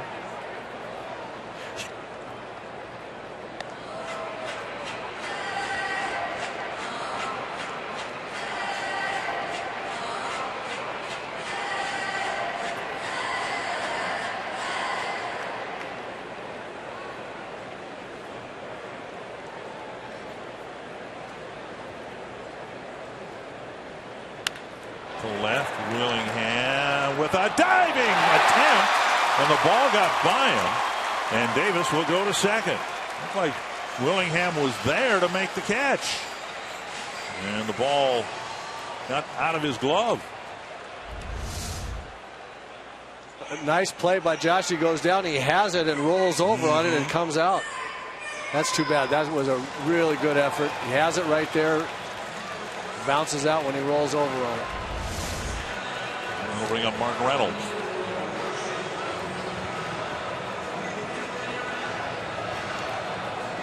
Reynolds struck out his first time up.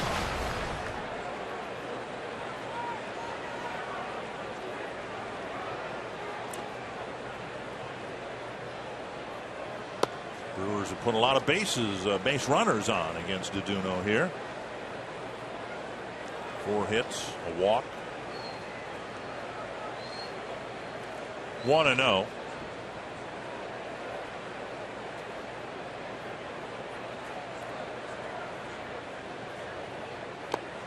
Two-0.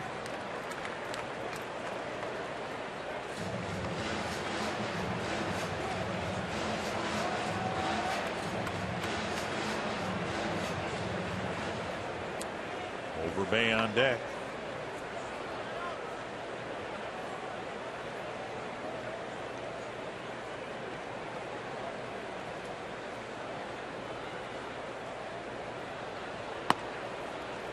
Three and 0. See the movement on that fastball. Great example of how much movement Duno gets. Sometimes it runs into a right-hander like that one did. Sometimes it cuts away. It's great stuff, but it's hard to control. And a 4-pitch walk will get Overbay to the plate. During the inning break, I wanted to check with Rob Anthony because I went through the media guide and he confirmed that the Twins actually this year do not have an advanced scout. So I admit I was wrong. He said more and more teams are using the video feeds that they are able to get and the statistical data and diminishing the need for actual eyes on the at the ballpark advanced scouting a team. Part of the new technology age in baseball. Well, that video feed is like an advanced scout. I mean, it used to be that it was either the advanced scout or just a lot of statistical data that you'd have to make up your own mind about what it meant. The video feeds now are very, very helpful. I wish we had been able to look at pitchers like they can now. Inside to Overbay, and Duno needs to get locked back into the strike zone here. Now pitching to the bottom third of the lineup. Overbay walked his first time up.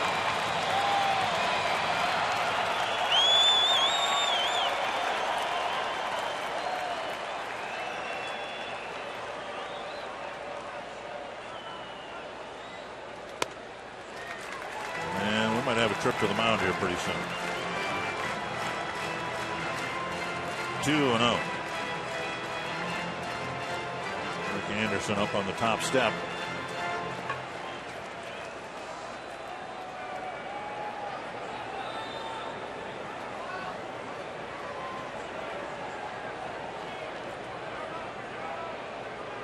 Not close. 3-0. Maldonado, the catcher, on deck. Reynolds hitting just over 200 and he was walked. Overbay hitting just over 200. He was walked in the second inning. And now it's 3-0 here in the fourth.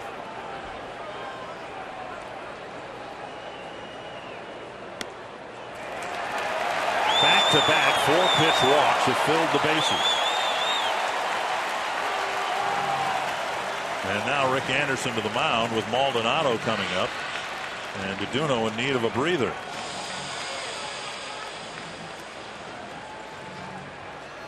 Saturday, a full day of MLB action, beginning with the Indians taking on the Rangers on Fox Sports 1. Then it's Baseball Night in America on Fox as David Ortiz and the Red Sox battle Miguel Cabrera and the Tigers. MLB doubleheader begins Saturday at 2 p.m. Central on Fox Sports 1 and continues at 6 p.m. Central on Fox. In the inning, 2 well-hit balls, one caught by Willingham, the other almost caught by Willingham, and now 8 straight out of the strike zone, and Maldonado, who bounced into a double play, will come up with the bases loaded.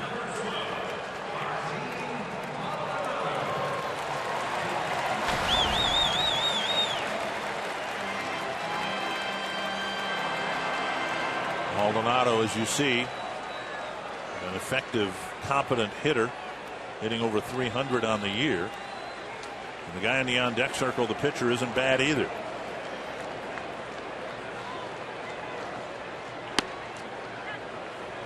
Strike one on the outside corner. I would love to know what pitching coach Rick Anderson said to Samuel Deduno right there. Rick has done such a good job bottling up this stuff that Deduno has and getting him in the strike zone this year better than he's ever been. Love to know how he corrals that stuff, what he says to Samuel Deduno to help get him back in the strike zone. Well, it worked once, now it's 1-1. 3 walks, a season high, tying a season high with the 3 that Deduno walked in San Francisco.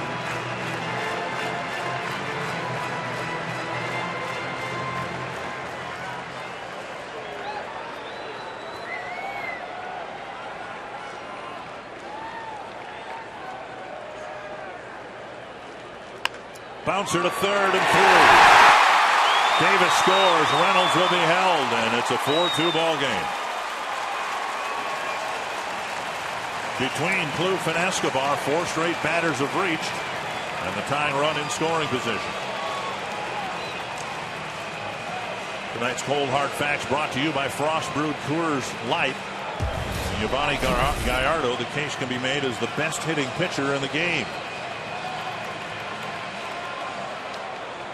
Certainly not an easy out. Deduno's going to have to pitch him like a hitter, like he's a real good hitter. Again, he's in a situation you got to try to limit the damage as much as you can. Get back down in the strike zone, get a ground ball. Bases full, 1 away.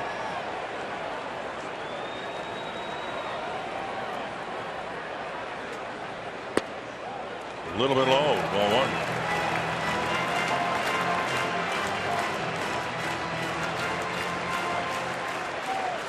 Gallardo has hit a dozen home runs in his career.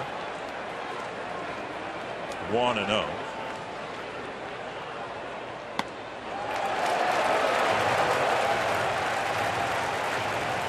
Sailing along with no difficulty in a 3-run lead, but here in the 4th, big time trouble for Deduno.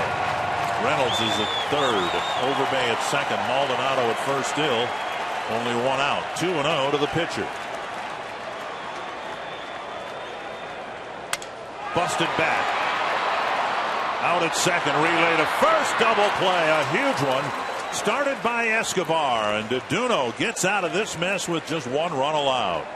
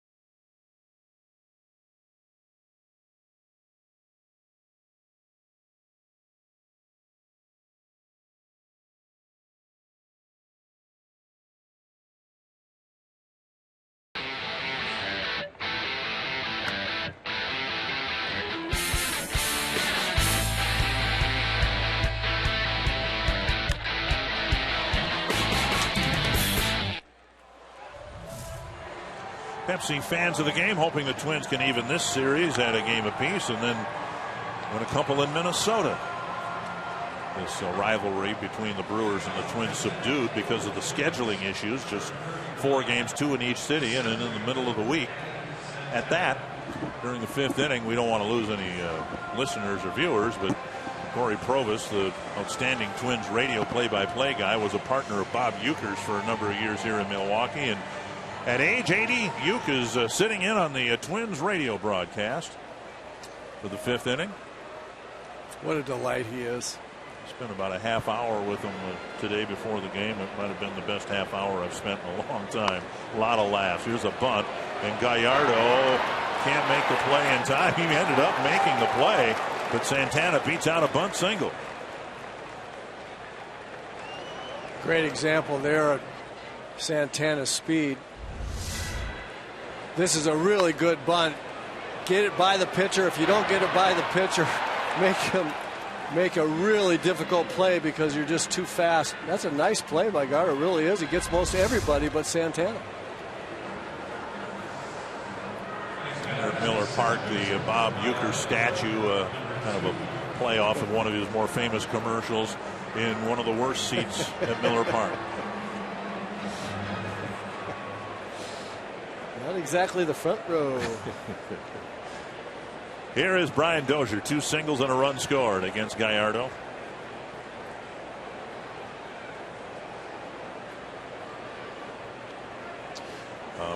One of the reasons Bob Uecker was nice enough to step over to the radio booth, he's not coming to Minnesota. He's cutting back on his schedule just a little bit this year.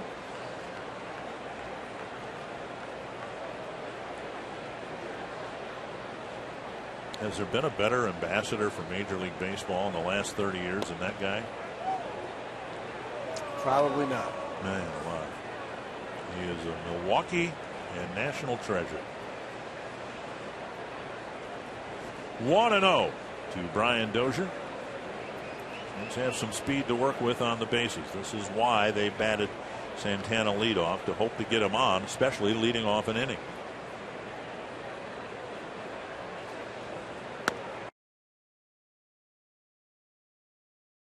Twins would like to have a long series of at-bats here and give Duduno a little bit of a breather.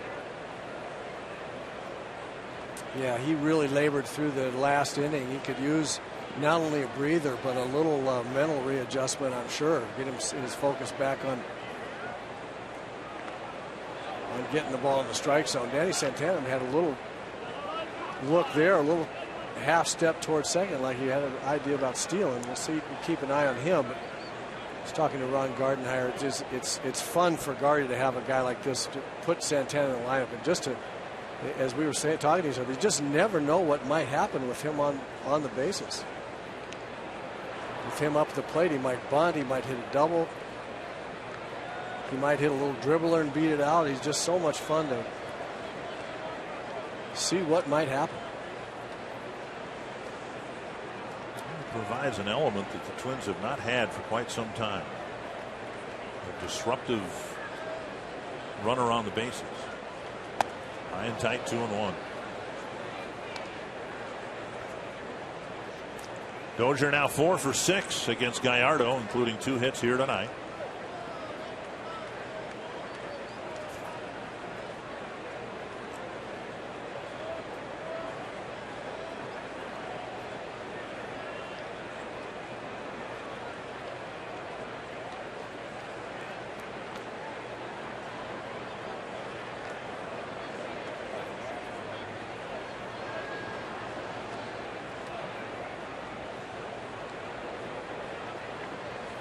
Watched Brian Dozier today taking batting practice underneath the stadium with Tom Verdansky. He had a great batting practice session.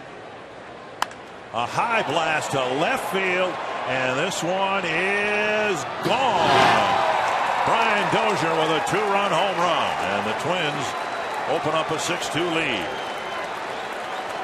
And I watched him do just that in batting practice, just really hammering the ball. He really got himself in a nice groove, and the extra batting practice he was taking. And I will tell you that there isn't anybody that can throw a high fastball by him right now. That pitch right there is in his wheelhouse. Watch his front arm just collapse into his front side so that the big end of the bat can whip to the ball. That's why he hits that high fastball so well. His front arm doesn't lead through high. It comes down toward his rib cage and really drops the bat head on it on that high fastball. What a great swing.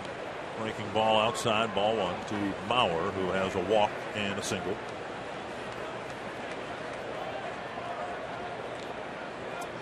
You know, it was interesting. Ron Gardenhire discussing that Dozier's power surge. It really just started about a year ago. And he said, basically, they told Dozier, just do what you can do best. Go ahead, just hit the ball hard. You want to pull it all the time? Go ahead.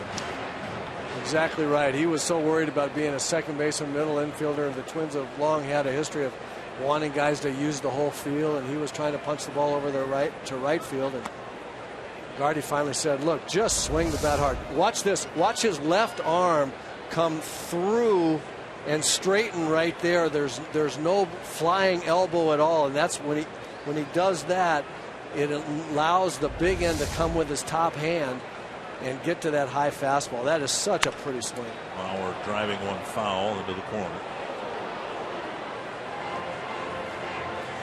It's not easy to get that kind of extension on a 92-mile-an-hour fastball up in the strike zone. And the reason Brian's able to do that is that front side, especially his front lead arm, just does it starts extending and elbow pointing more toward the ground rather than up in the air, because if it goes up at all, the bat head drags. If the bat head drags, you cannot hit a high fastball. Shot foul. Still 2-2 to Mauer. Twins going deep twice with men on base. Willingham with a 3-run homer, and now Dozier a 2-run blast.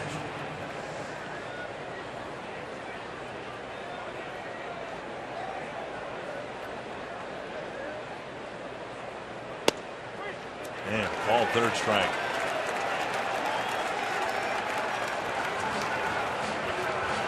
One down. Watch where Brian Dozier makes contact with his ball. Look at the extension he's got, and you see on the right-hand side here, you see his arm, this arm right here, pointing more down toward the ground than up at all. There's no up in that swing, and it allows him to.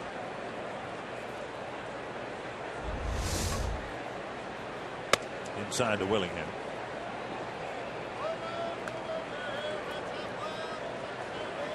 Willingham with a 3-run home run after a Dozier single and a Mauer single in the third.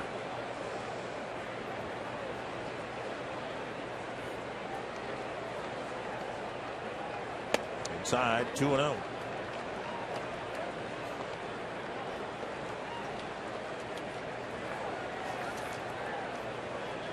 Gallardo, coming into the game, had never allowed more than 4 runs in any start, and he's given up 6 early to the Twins. Willingham takes a breaking ball and a strike.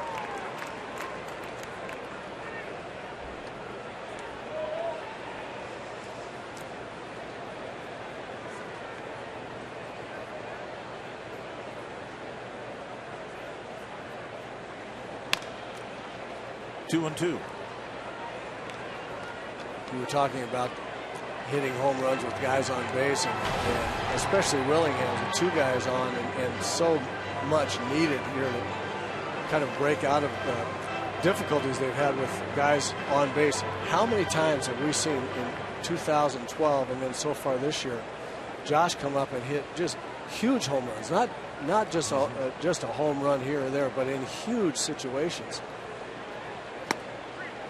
And Willingham is called out on strikes. 2 down.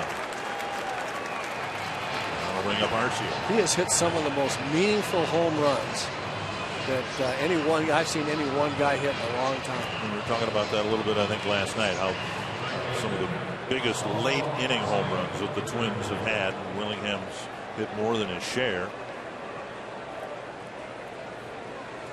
including his 9th inning home run Sunday afternoon at Yankee Stadium. Just gigantic. Arcia with 2 towering pop-ups. One caught in short center by Gomez. The other one in short right by Jeanette. 1 strike.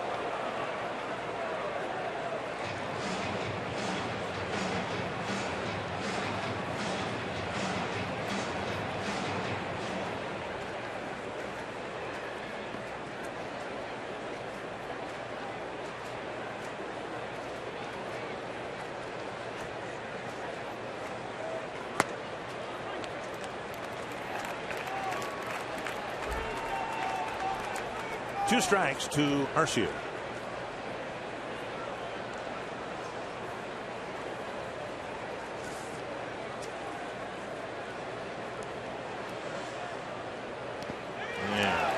After the home run, Gallardo strikes out the side. But Santana with a bunt single, Dozier with a long home run, and the Twins have a 6-2 lead.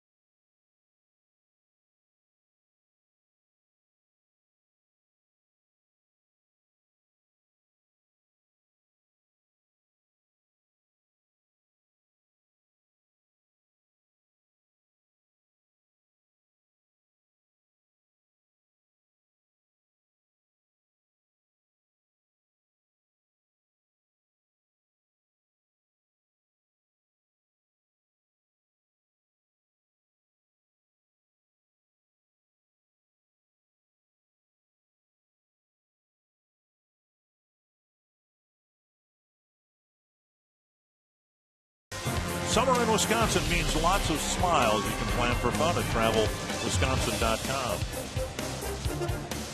Pretty important, 3 minutes, 5 minutes maybe, with the Brewers getting 4 men in a row on base and getting to within a couple of runs, filling the bases with 1 out.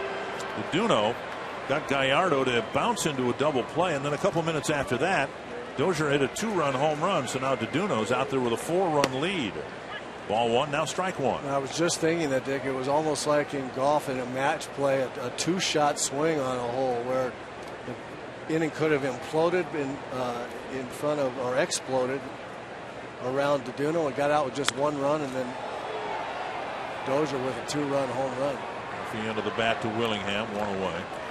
You're right, that's 5 minutes of hugely different outcome than it could have been. Earlier we talked about the managerial tree for Mike Scioscia and Bud Black also on their list. How about the broadcasting tree for Bob Uecker, Corey Provis? I mean, I hope Twins fans get a chance to listen to him for 25 years, but the Chicago Cubs radio voice, Pat Hughes, who was my very first broadcast partner on Twins television way back in 1983 on Spectrum Sports. He worked with Bob for a number of years. Now he's working with Ron Coomer, a former partner of all of ours.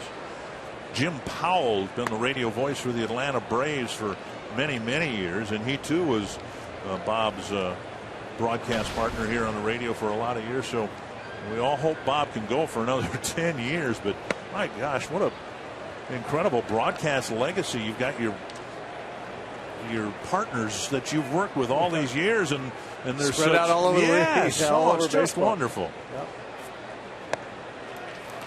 Jim Powell, of course, worked Twins radio for number of years, back towards the end of Herb Carneal's days on the radio. So Pat Hughes, Jim Powell, and Corey Provis all linked to both Bob Uecker and Twins broadcast team.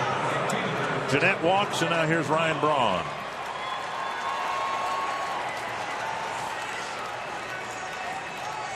Braun hit a bouncer to short his first time up. The Twins have turned 5 ground ball double plays in this series. 3 in a losing effort last night, and a couple so far here tonight.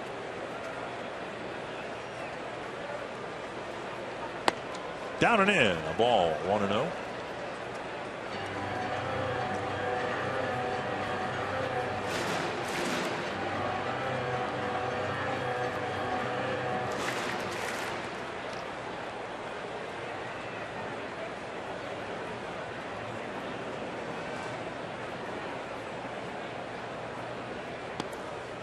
Called strike with Braun ducking out of the way.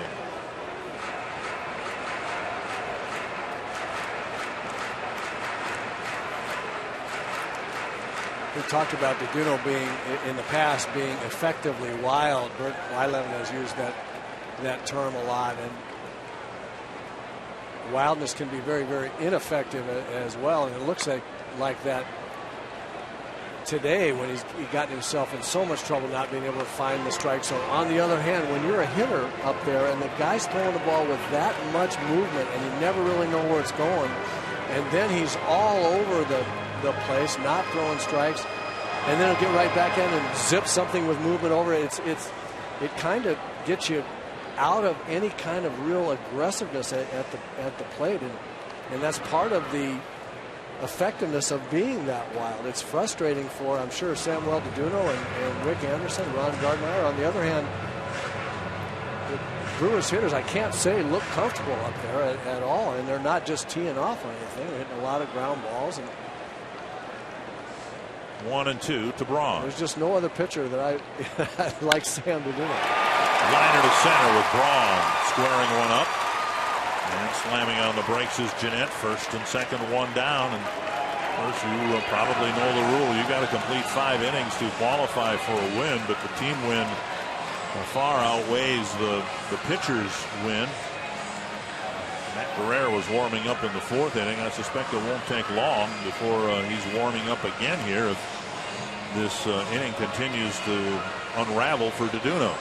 And again, it was a walk that really started the turnaround again. First and second, one down. Tyler Thornburg looks like he'll pitch in relief of Gallardo in the 6th.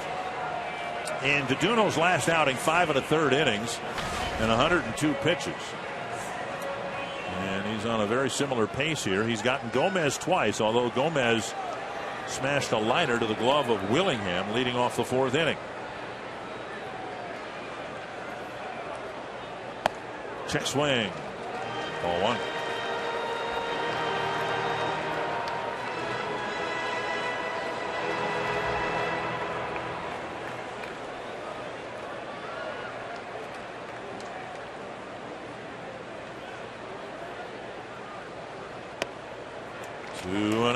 Ron Gardenhire's remarked a number of times this year how he likes the feeling that this year's team never feels like it's out of a ball game. This is from a Twins team that has 26 wins. The Brewers have 35 wins. And if the Twins feel like they're never out of a ball game, you can imagine how confident the Brewers are. A strike, 2-1. Well, with this lineup, and especially in this ballpark where the ball just jumps out of here, they have every reason never to feel out of a game.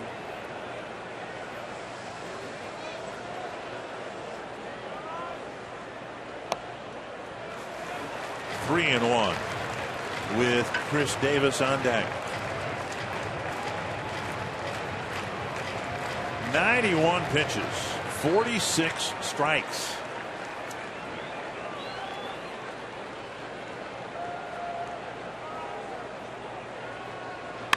Popped up to the right field corner. Arcia in the corner, has no play. A couple rows back over the railing.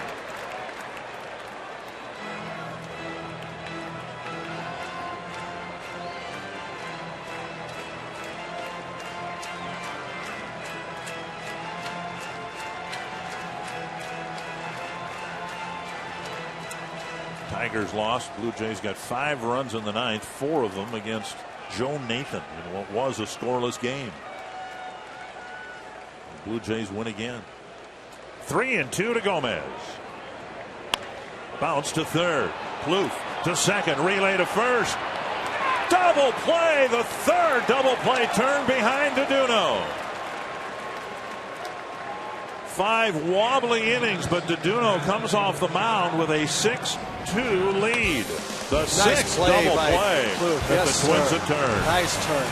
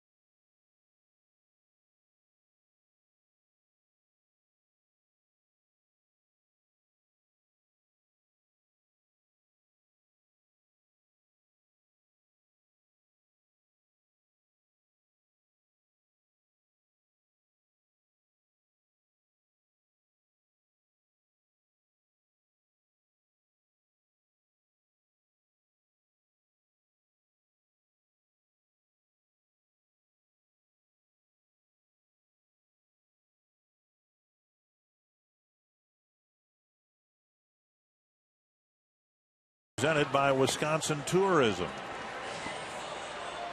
And remember, when we get home tomorrow night and beyond, bring your Circle Me signs, and if someone circles you, someone in authority, you might find yourself in the Minnesota Lottery Winner's Circle, where you could win $100 worth of lottery scratch-off tickets, courtesy of the Minnesota Lottery. Burt will not be on the air for a while. Here's Trevor Plouffe's play. Watch how quickly his footwork gets him squared up, and the throw on the way to Brian Dozier, who makes a nice turn himself.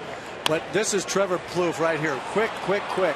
He knows that Gomez gets down the line quickly, gets his feet moving, makes a good throw to second base. That's a nice turn by Trevor Plouffe in a huge situation. Nicely started by Plouffe, nicely turned by Dozier, who got a low throw, but you know, we've seen him do that more and more, and why not? You're, you know, trying to protect yourself. If you submarine your throw from second base, the runners will get down. You have to do that when you're the middleman of a pivot. You have got to make the runners slide so they don't take advantage of you. Plouffe takes high from a new Milwaukee pitcher, Tyler Thornburg. Brian Dozier has such a great ability to make strong throws from all different arm angles. That throw right there, just not a problem. On the outside corner, 1-1.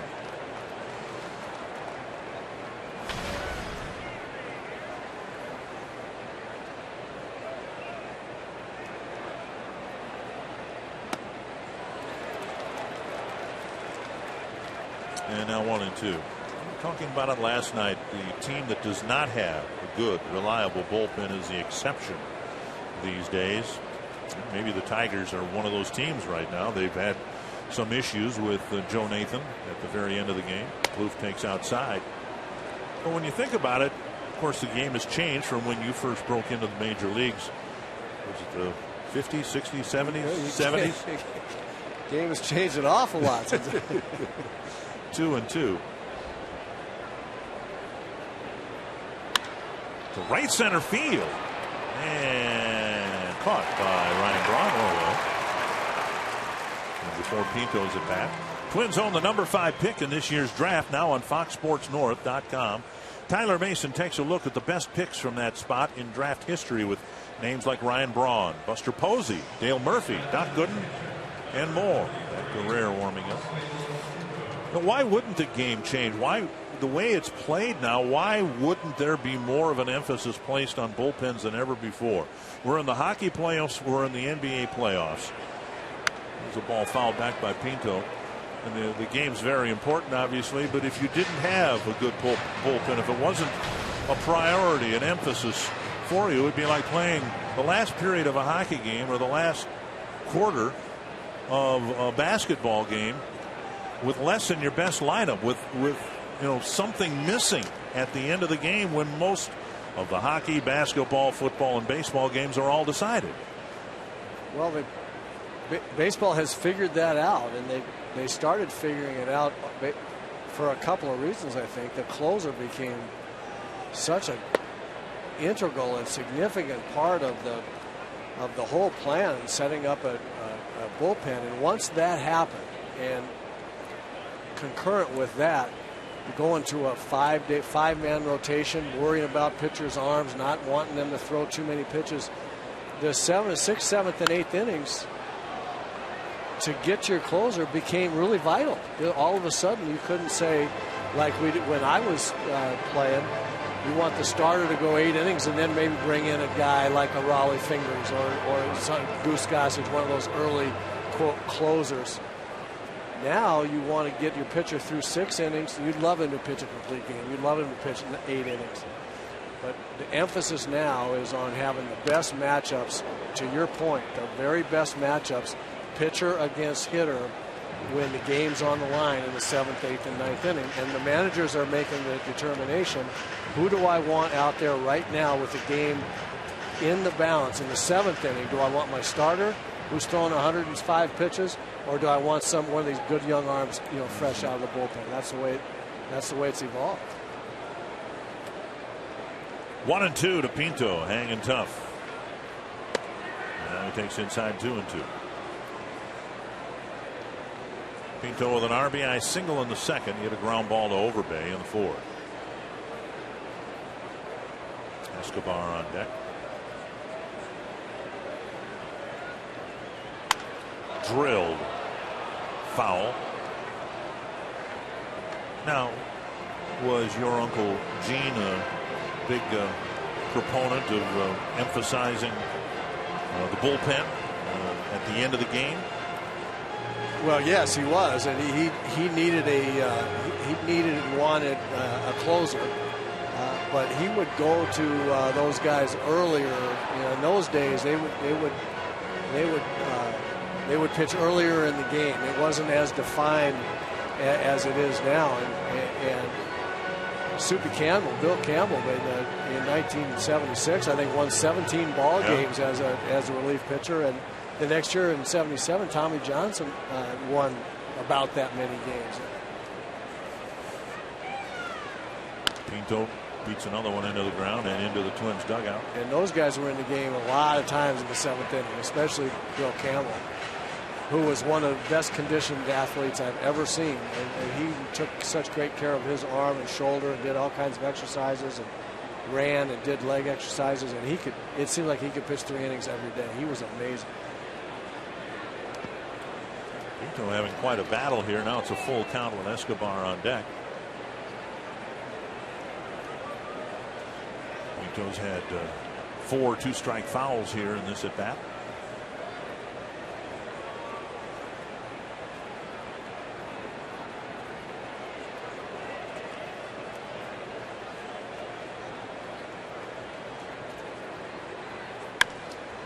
Right field, lazily toward Braun. Number 2 will bring up Escobar. Coming up on a huge weekend of great giveaways at Target Field. It starts with the annual Turn Back the Clock game Thursday against the Brewers, and the first 10,000 fans will get this awesome 1984 Twins Road Kirby Puckett jersey presented by Kemp, similar to the one the Twins are wearing tonight. In addition, fans coming to Target Field next weekend will be treated to a fireworks show brought to you by the Black Hills and Badlands of South Dakota. 2 very special bobblehead giveaways and an all-star game bat presented by your select Heartland Chevy dealers. 1-0 to Escobar. Jason Kubel in the on-deck circle. Whether Escobar reaches or not will depend whether Kubel hits now or someone else will hit leading off the 7th inning. 1-1. 2-1. Escobar 0 for 2 with a couple of ground balls, 1 to third, 1 to first.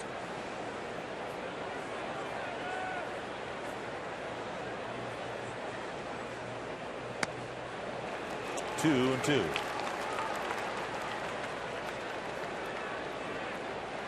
Escobar getting a chance to play it short every day for the first time in his big league career. Is that a changeup down and away? Looked like a nice running changeup.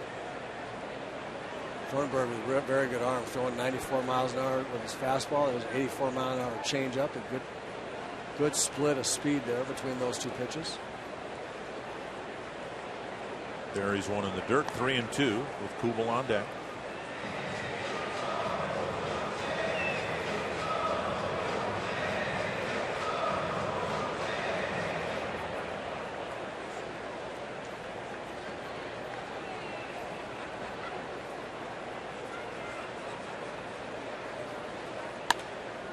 Driven foul.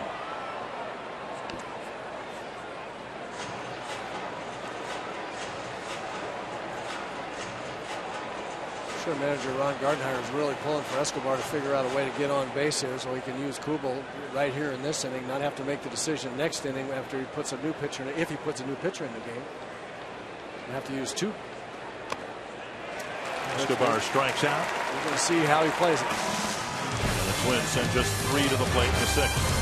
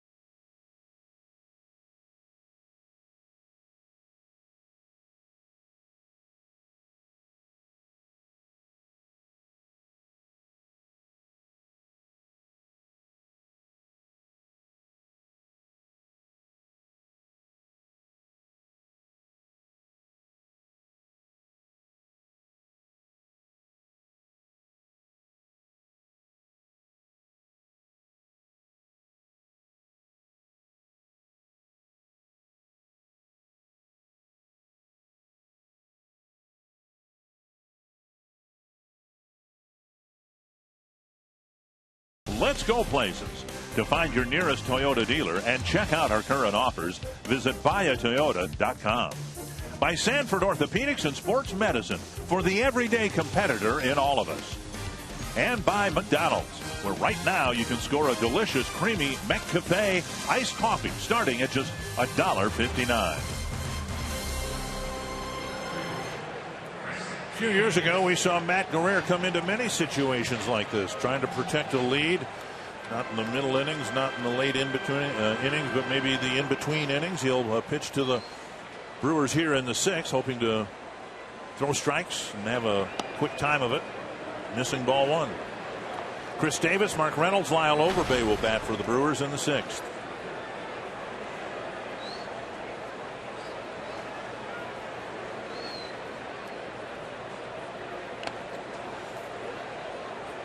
One and 1.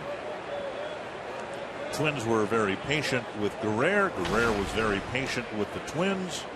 The idea being they both wanted this to happen, that he would pitch for the Twins, and now pitching in a more significant role. Missing low, 2-1.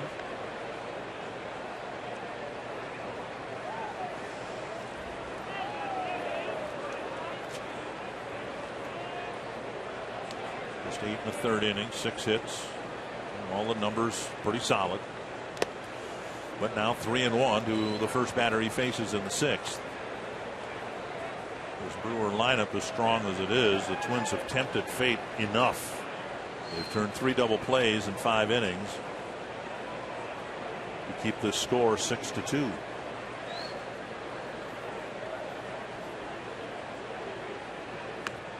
And a 5-pitch walk to start the 6th.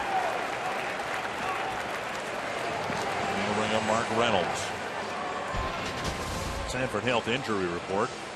Bad news for Mike Trout and the Angels. He's had some issues with his back, and he left the game in the 2nd inning. Trout, who'd had kind of a disappointing May and started swinging the bat pretty well, now a back issue forcing him to leave the game. Too many walks. Duno ended up walking 4 in his 5 innings. And now a leadoff walk from Guerrero. Reynolds with a swinging strike. Reynolds walked his last time up, struck out in the 2nd.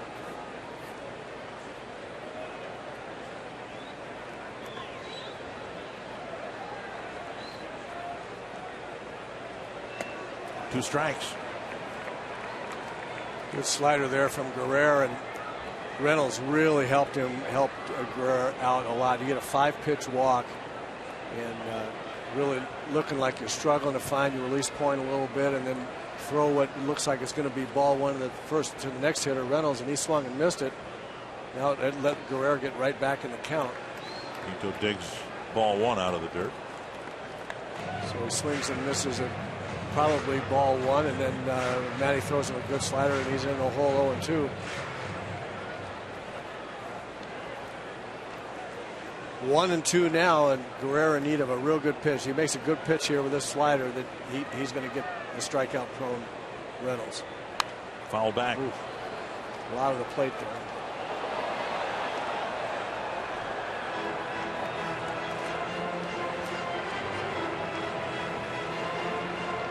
But you're right, Dick. They can't. They from here on out, if they're gonna close out this game, they can't walk anybody else. They just can't keep tempting fate with this kind of lineup. The Gays hitter just giving guys free passes. 2-2.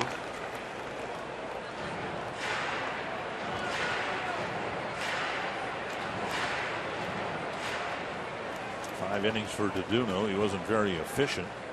Relieved here in the 6th.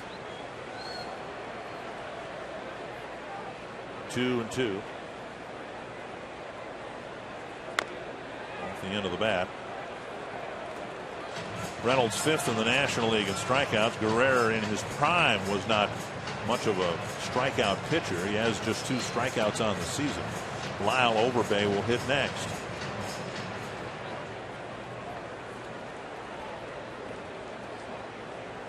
Guerrero's got the kind of breaking stuff that can get Reynolds if he makes a good pitch with it. He likes a slider. He's going to keep trying to hit that outside corner with a slider and see if he can get it underneath the bat. Oh, man, that was close to him. Problem with the slider that he got away with one there. The problem with the slider is great as a pitch off the strike zone, but not great like that in the strike zone. If it's in the strike zone there in the middle of the zone, it just spins up there and becomes a very mediocre fastball waiting to get creamed. Like the one Willingham hit with 2 men on base. Right. Give the Twins the first lead, their first lead. I've really never liked slider strikes unless you've got a real special kind of slider, you know, that real good tilt where it goes down and away or in, like a Francisco Liriano's or in my day, Ron Guidry's slider. Slider strikes get hit a long ways. They're not as effective. The best place for a slider is start it on the outside corner to a right-hand hitter and break it off the plate and get him to chase it. Or throw it at the back foot of someone and get him to swing over the top. But a slider right in the middle of the plate, a slider strike gets hit hard a lot. 2-2 to Reynolds. Popped up. And again back into the seats.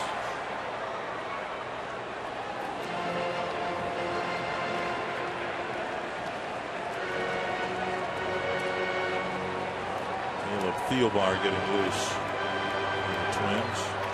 Reynolds, a swing and a miss guy, but he's fouled off 5 two-strike pitches.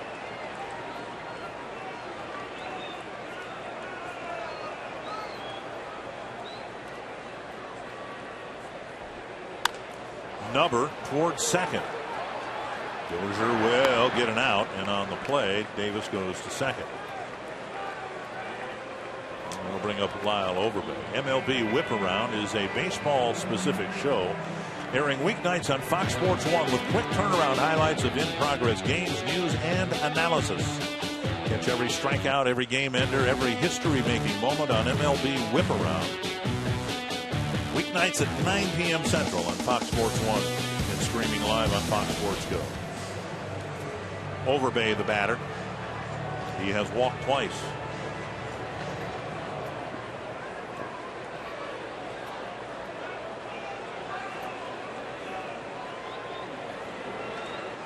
Bar getting loose.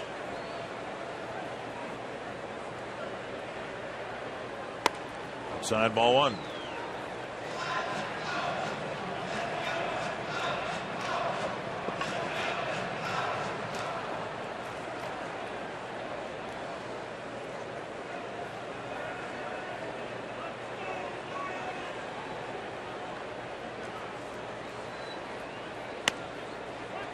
One and one.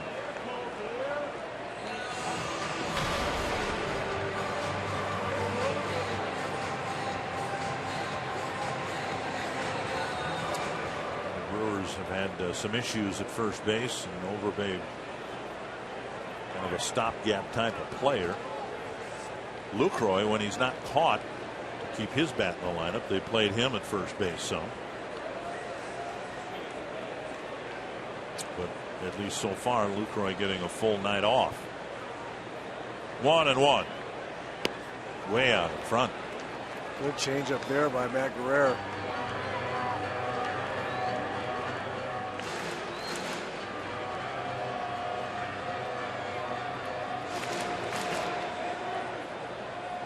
Changeup, a great pitch for a right-handed pitcher to have against left-handers. If you have a good changeup, it gives you a way to get left-handed hitters out and really keep them off balance. On the outside corner, Guerrero gets a strikeout, 2 away. Burned a fastball over the outside corner. That'll bring up Maldonado. Yeah, great pitch by Matt Guerrero, especially after that changeup. Burt would call that a pitcher's pitch. That wasn't even on the black. That was on the gray. That was almost on the chalk. But here's Maldonado. Ground ball double play in the second and a single. He was the 4th straight Brewer to reach against Duduno in the 4th. But then Gallardo hit into an inning-ending double play. First pitch strike.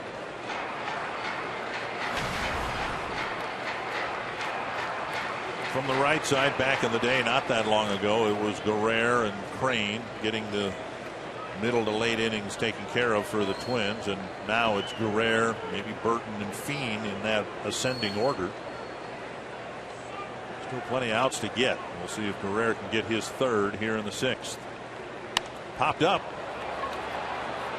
And Mauer comes in, and he'll give way to Dozier, who ends the inning. A good inning for Matt Guerrero. After the leadoff walk, he gets the next 3 guys.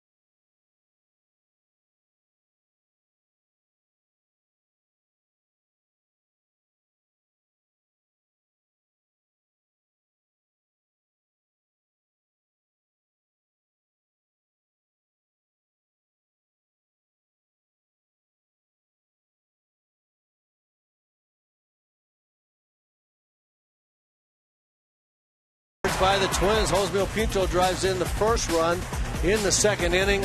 Josh Willingham with a bomb of a 3-run home run to give him a 4-1 lead. And then Brian Dozier with a beautiful swing. 2-run home run.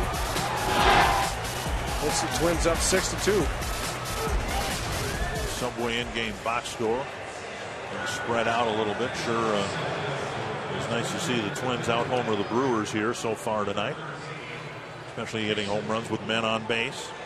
Counting for 5 of the 6 runs. Jason Kubel will lead off the 7th inning in the pitcher's spot. He'll be followed by Santana and Dozier.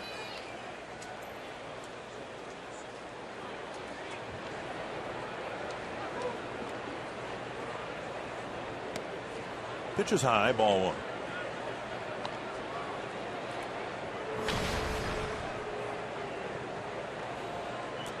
The Orioles beat the Cardinals 8-7. A high pop-up right center field. And a lunging catch by Jeanette. Where were the outfielders? I can't imagine. I cannot imagine how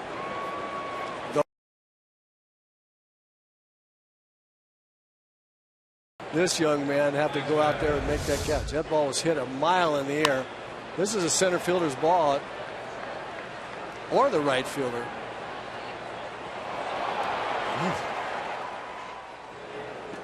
What a fine play by Jeanette. Going down, that'll bring up Santana. Brewers won comfortably last night. Maybe their biggest hit was a bunt single by their leadoff man, Gene Segura. The Twins had a lead already by the time Santana came up in the 5th, but he dropped down a bunt single. And then Dozier clubbed a 2-run home run, and that allowed everyone in Twins territory to breathe a little easier. 2-0. And Jeanette scoops up the first hop and throws him out. Nice play by Scooter Gannett. First going out on a pop-up and then spearing a hot ground ball off the bat of Santana.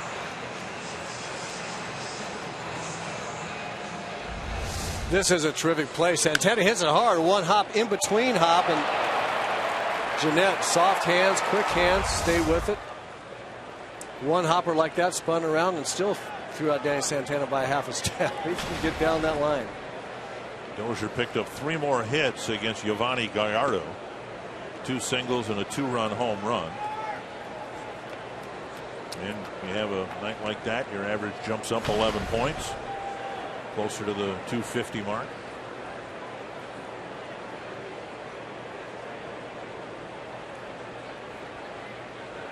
Inside, 1-1.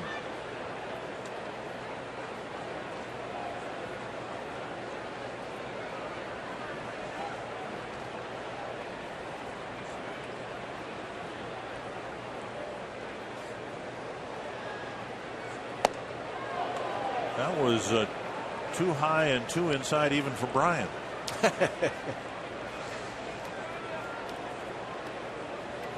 3-0.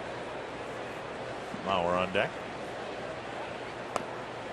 And Dozier's had a really good night at the plate with 3 hits and a walk. That'll get Mauer up with 2 away.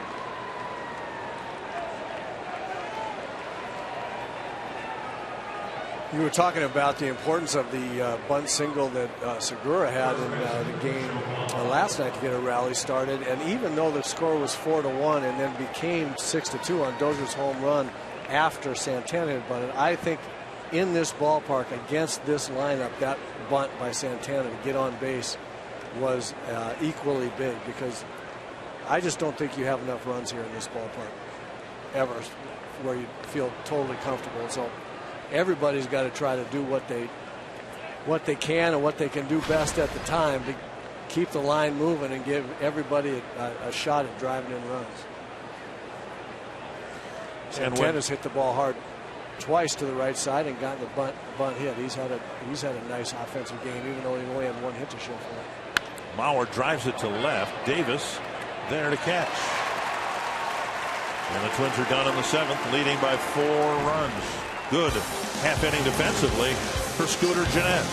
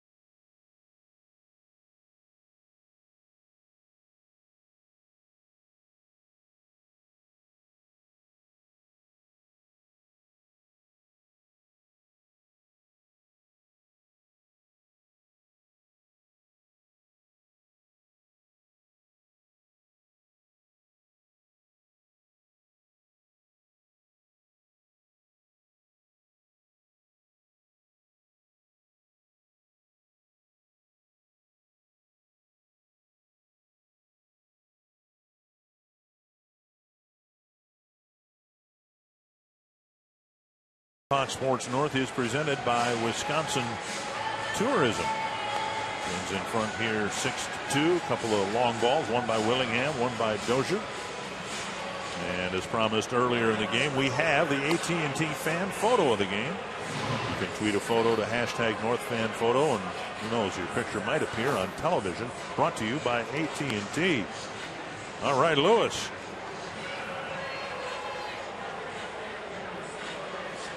Twins hoping to get out of town with a win, make it a 3-2 road trip. A very brief homestand, I guess as brief as the road trip was, with a 3-game series and a 2-game series, and then the Twins hit the road for a week and a half. Another short homestand, then they're on the road again for a week.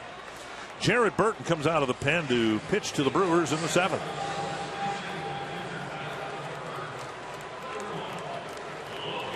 Logan Schaefer will hit in the pitcher's spot here in the 7th inning.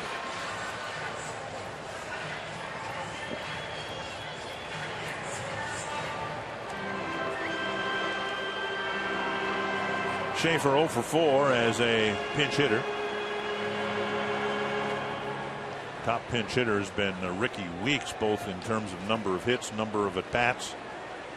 The Brewers really haven't had much production off the bench. Most significant pinch hit might have come off the bat of Gallardo a week ago. Don't have a pinch hit home run, and just 16 for 62 off the bench. One strike. All the guys that can hit are in the lineup. And Burton lets one fly, 1-1.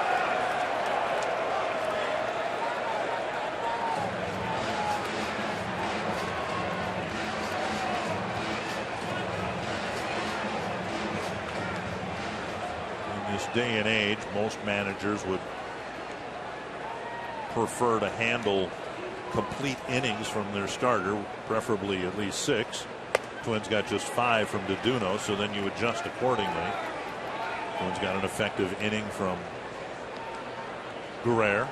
Hope to get one from Burton, and now you're left with an 8th and 9th inning scenario that might play out with Fiend and Perkins, maybe a left-hander mixed in there someplace before Perkins. 2-1. 3-1. Twins have survived a lot of walks, with Deduno issuing 4 of them. Guerrero walked the first man he faced and then got the next 3 batters. 3-1 to the pinch hitter Schaefer. My goodness. A leadoff walk again here in the 7th. I just think it's going to be very, very difficult to get through this lineup here as we get back around to the leadoff hitter, putting guys on base without making them swing the bat. This is too good a hitting team. I think it's dangerous, dangerous stuff. 6 walks issued. The Brewers have 6 hits, and yet the Twins have a 4-run lead. Segura has 2 of the hits.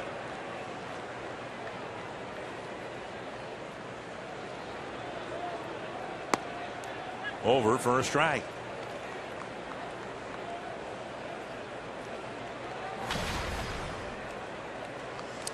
Segura with a ground ball, single, a run scored in the first, singled again in the 3rd, and stole 2nd.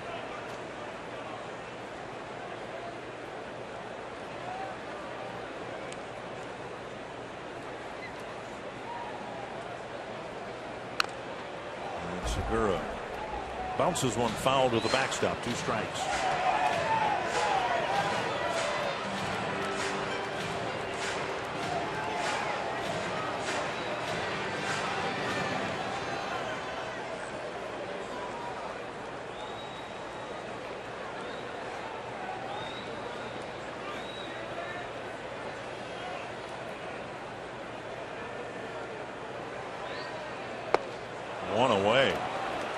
Segura chases a Burton slider, I believe. Yep.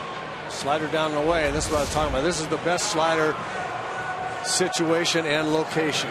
Get 2 strikes, make it look like a fastball, and break it off the plate.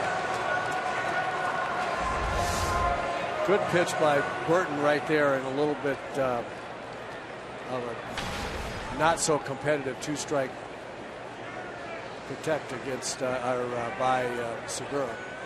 Scooter Gennett, single and a walk. Just had a good top of the 7th inning defensively.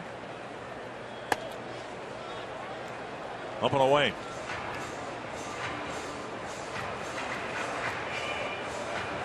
This guy's a pesky little hitter too, Scooter Gennett, especially against right-handers. He looks like he's very, very comfortable lining the ball around the field against right-handers. He'll struggle against left-handers. Ricky Weeks platooning with him. A foul. He looks like a very, very tough out against right-handed pitching.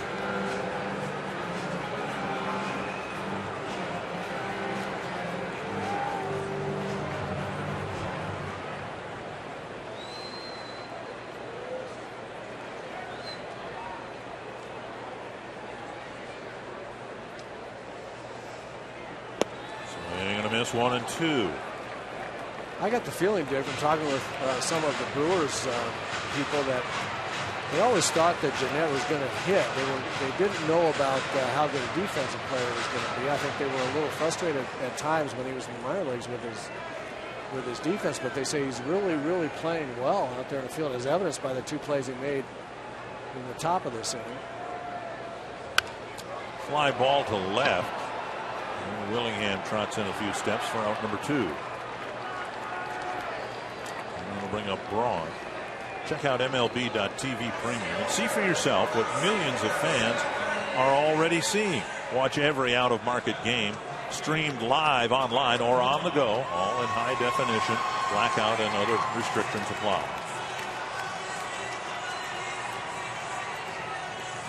Braun drove in a run with a ground ball in the first, hit another ground ball for an out in the third, and then singled in the 5th.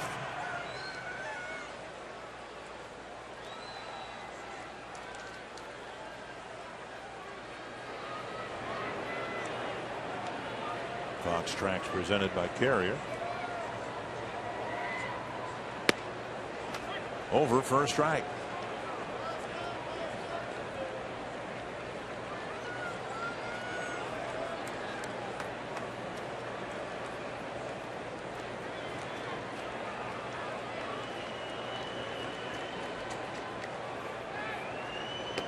One and one.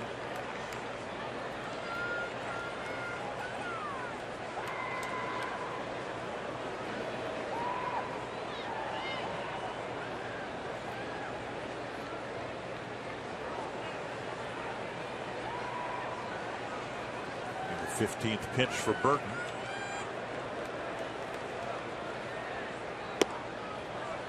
Two and one.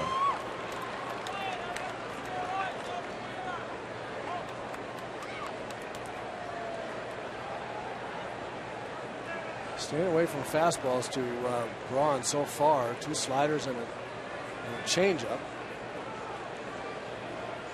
Trying to find something he can throw in the strike zone and put in play softly. Another slider. 3 and one. Gomez on deck.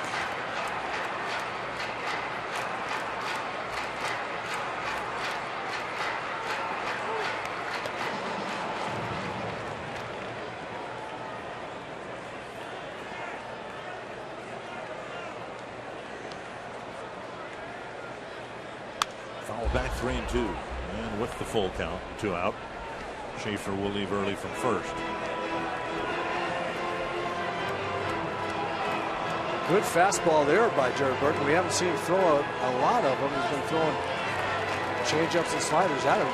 92-mile-an-hour fastball on the outside corner, and it's a great pitch here because now Braun finally sees a fastball, and it's a good one. It has put that pitch in his mind. So I think now Burton can throw just about anything he wants and have Braun be not quite so sure. Drilled foul. There isn't anything that Jared Burton does in a hurry. You look at him and it looks like he's got about 45 beats per minute going. He's nice and calm and relaxed.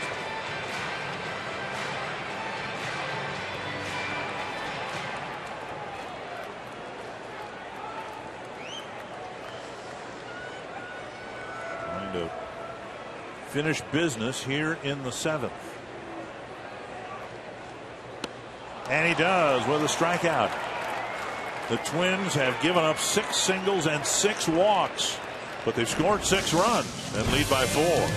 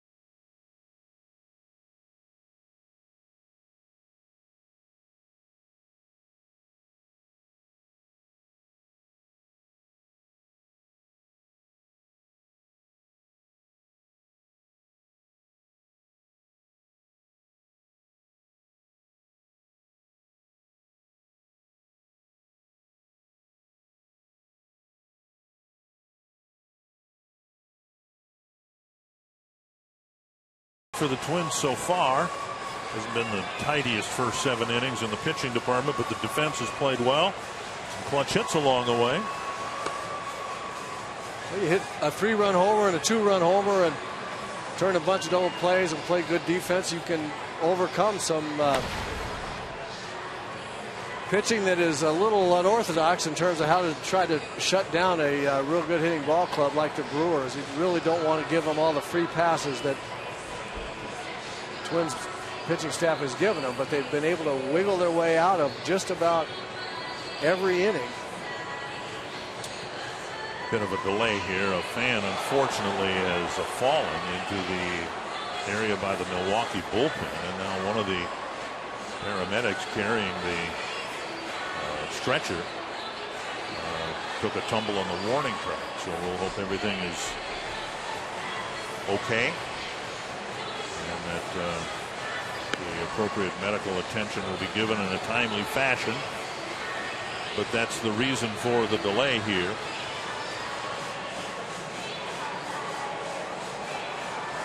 And the Twins would take their swings against Kinsler, whom they took some successful swings against last night. Hit the ball very hard against the Milwaukee right-hander. Couple of lineouts, couple of sharp singles, and then Willingham just hit a little dribbler in front of the third baseman for an RBI single.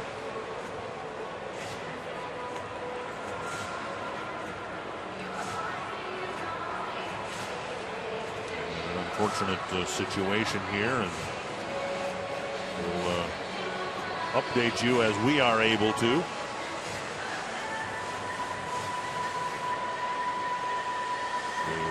Stretcher put on a utility cart here, and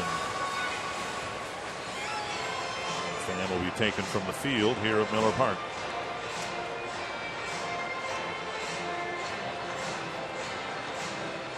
It was the 8th inning last night when Kinsler came in. Dozier started with a line out to left. Mauer singled sharply to right.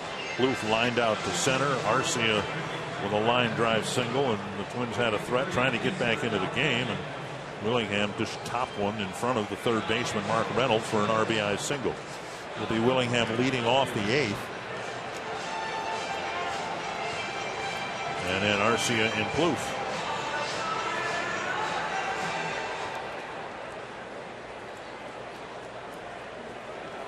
Probably, in retrospect, the best innings worth of at-bats the Twins have had in a long time.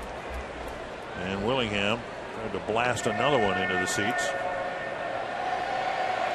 1 strike. Kinsler never got through the 8th inning.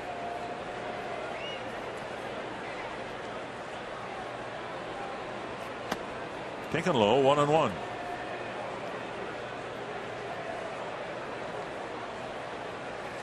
It was Willingham's 3-run home run in the 3rd that gave the Twins their first lead. Dozier has since added a 2-run home run.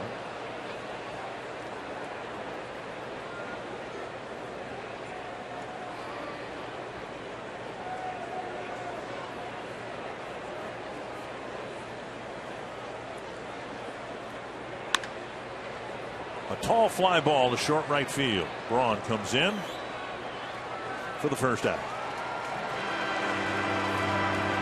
And before Arcia's at bat, here's a way to win 2 tickets to this year's Home Run Derby on the Budweiser roof deck at Target Field. Head over to Cowboy Jackson Woodbury, 6:30 to 7:30 Saturday night for All Stars Unplugged, presented by Budweiser. Kent Herbeck will be there. Tom Bernanski will be there. And Ken Herbeck talking about the 1982 All-Star game. Tom Bernanski will talk about winning the Home Run Derby perhaps for the American League in the 85 All-Star game. It was a team competition, league against league back then, and I guess you'd have to call it a walk-off home run. Yeah, it was the last swing of the Home Run Derby, first one they ever had. The last hitter for the American League team.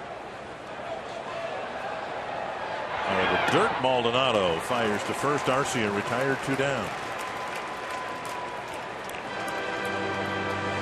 Be interesting to have the Home Run Derby at Target Field, and of course a big thrill for fans to watch and maybe get a souvenir. But now in right field, unlike most of the ballparks that have hosted the All-Star game and the Home Run Derby, in right field it's largely open at Target Field. If I'm a fan and watching the Home Run Derby, I park myself out there in the plaza. They're good with the glove. There are going to be some balls hitting that plaza, I guarantee it. Here is Plouffe.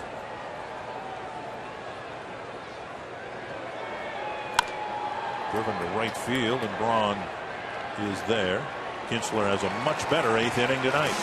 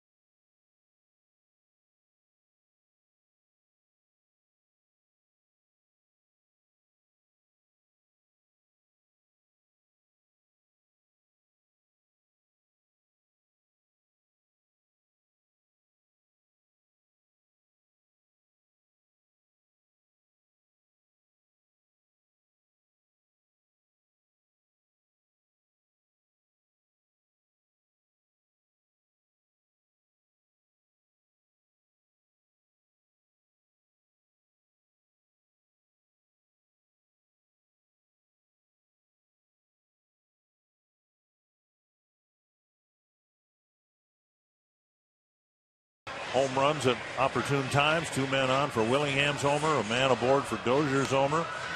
And the Twins piecing the end of this game together 1 inning at a time. It was Guerrero in the 6th, Burton in the 7th. And now Casey Fiend will have the 8th. Carlos Gomez hitting cleanup will hit with the bases empty here in the 8th.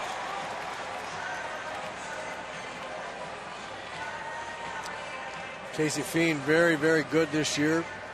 Good strikeout to walk ratio, great ERA. Has not allowed a ball out of the ballpark. And he's been tough to get hits against. 182 batting average against. Gomez tried to turn around a fastball, but it was a cutter. He hit it right off the end of the bat for a foul ball, 1 strike. I guess that's how you pitch well, right? You don't walk very many people and have the opponents hitting 182. You got a chance. And you get ahead of them 0-1, 1-2. All the time. All the time, coming right at them. 2 strikes.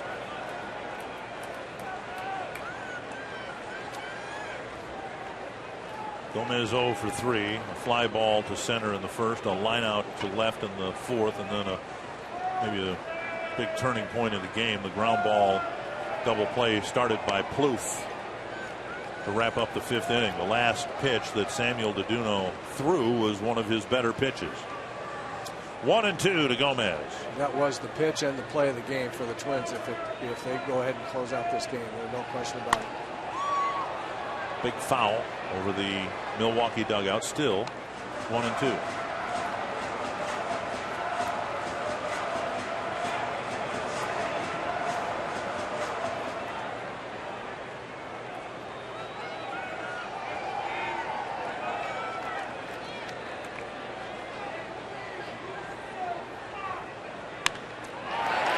Drilled to left, and Gomez will have an extra base hit to start the 8th inning.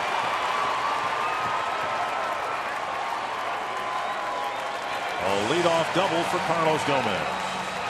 A cutter from Casey Fiend that spun right in the middle of the plate. That is the biggest vulnerability of the cut fastball. It's kind of like a slider strike. That ball just settled right in the middle of the plate and speeds up a hitter's bat. Looks like a fastball, but it's slower than a fastball, and the hitter's eyes light up when they see that cutter in the middle of the plate like that. Casey's got a great one. He backdoors. He gets it on the outside corner, both to right-handers and left-handers. Have been very effective. That one wasn't one of his better ones. Chris Davis makes a fastball on the outside corner, a strike. Davis with a fly ball to left, a single and a run scored in the 4th, and then Guerrero walked him to lead off the 6th.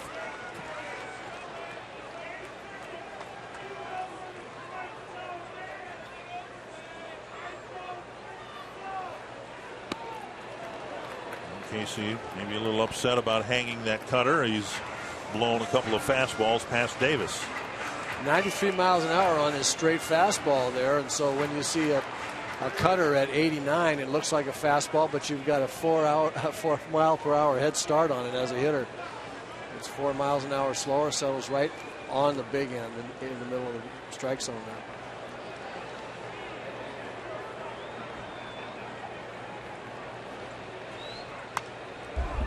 Another 93 mile per hour fastball foul to the screen.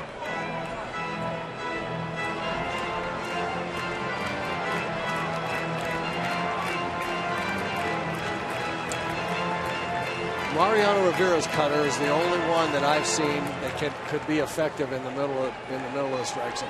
There was something about that guy just amazing. The rest of the mortals have to throw the ball on the perimeters of the zone with that cutter. Like that. That's a nice try right there. 1-2.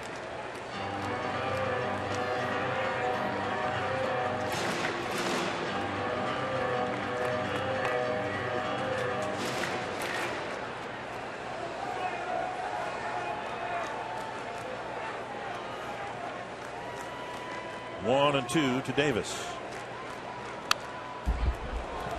to the 93-mile-per-hour heater and a foul to the backstop. He's not used to this. He's thrown 10 pitches, doesn't have an out yet. Usually he's done off the mound and back of the dugout by now. Still looking for the first out of the 8th inning.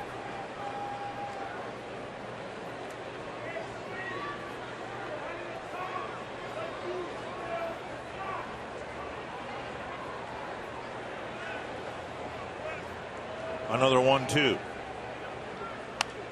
Another foul ball.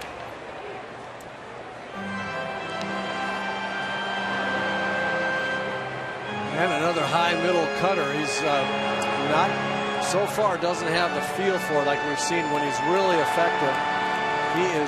He throws darts with that cutter right on the outside part of the plate. Hasn't quite got that feel yet.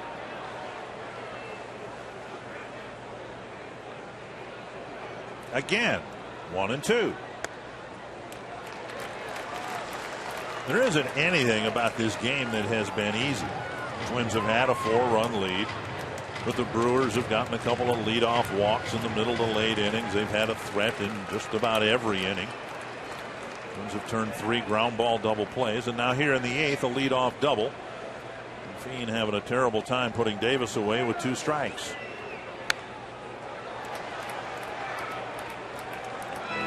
Pinto will talk it over with Fiend. Good battle. You saw the 8 pitches here. Good battle by Chris Davis. He's missed some pitches he could have hit, and he's also spoiled some good pitches that Casey Fiend has made. It's been a good battle.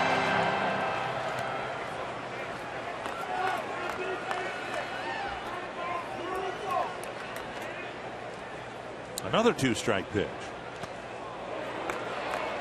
Full count with Reynolds on deck.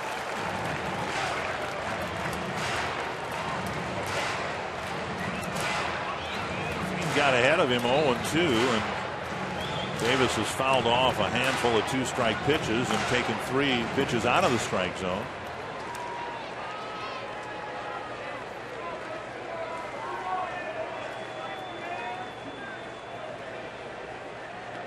Full count to Chris Davis. Hey, wow.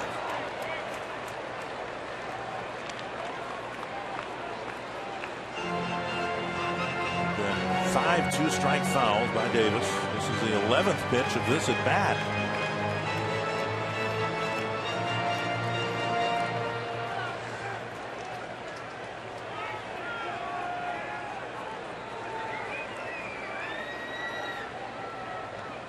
Fiend again. Fly ball center field. Santana with the catch. And advancing to third is Gomez. Took a while, but finally an out here in the 8th inning. And we'll bring up Reynolds.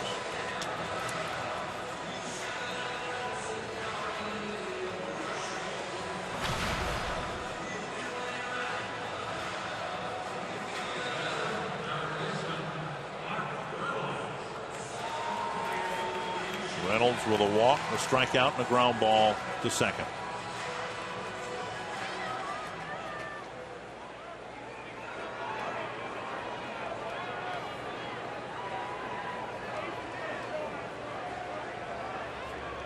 Popped up.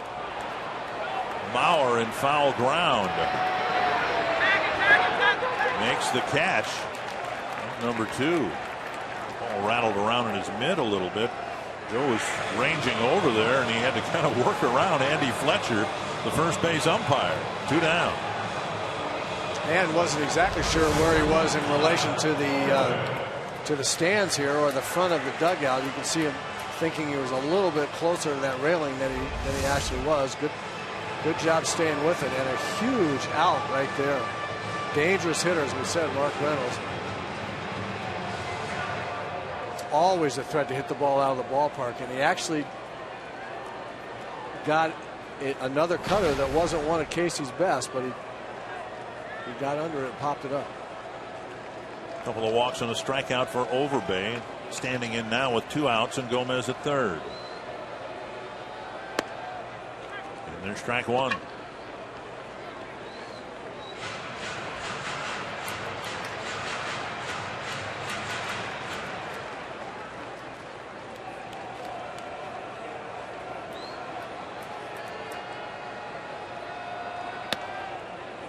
Just off the outer edge, 1-1.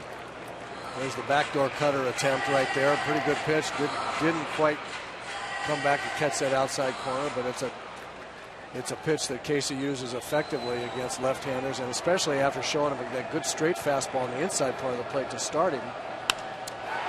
Santana hustling to the gap. It's a base hit, and the Brewers have a run. Overbay drops a single into right center, and it's a 6-3 ball game. Now Maldonado will hit.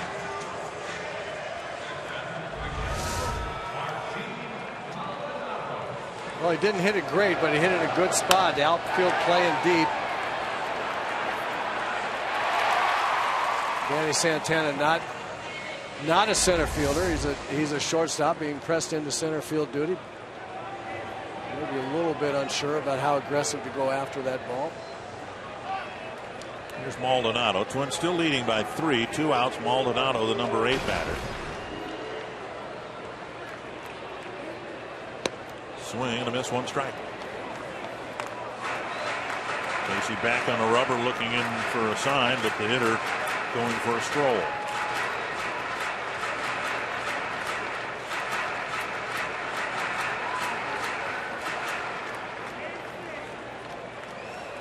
Lucroy on deck.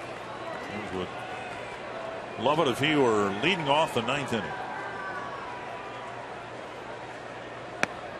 Strike 2.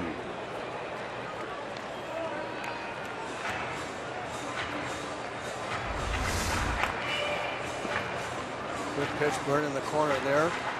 Inside of the ball, getting the outside of the plate, I'm going to say. That's the inside of the ball getting the outside of the plate. Right. All right. 2 strikes. Popped up. Mauer with another chance. And that ends it. A leadoff double leads to a Brewer run, but the Twins still lead by 3.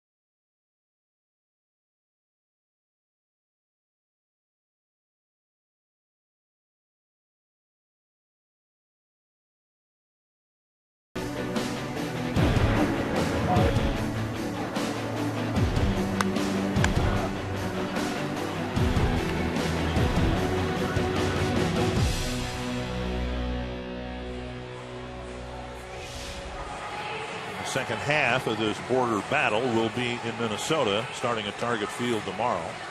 Brewer closer Francisco Rodriguez comes in with the Twins in front by 3 in the 9th. K-Rod back in the closer role for the Milwaukee Brewers. Started off very, very strongly, but struggling a little bit, if not struggling, not quite as lights out lately as he started out, but still one of the better closers the game has known.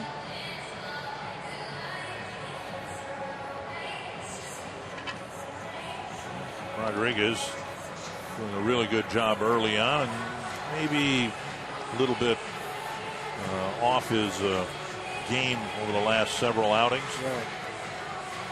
And Pinto will try to get the run back the Brewers got in the bottom of the 8th. Pinto 1 for 3, an RBI single in the second.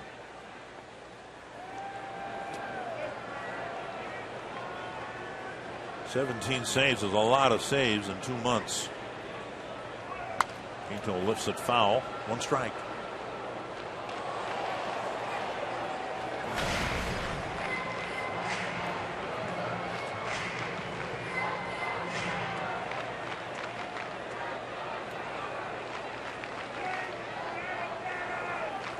Bottom third of the Twins lineup. Pinto, Escobar, and a pinch hitter.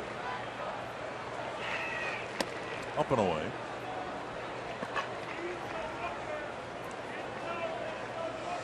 Pinto has looked a lot more hitterish this time, this particular game, than he has in a while. Looked like he was struggling with his mechanics a little bit earlier in the season. He's looked real good tonight. He has had some good swings, some quick swings. His bat was quick. He stayed back really nicely on the breaking ball from Gallardo when he drove in the Twins' first run.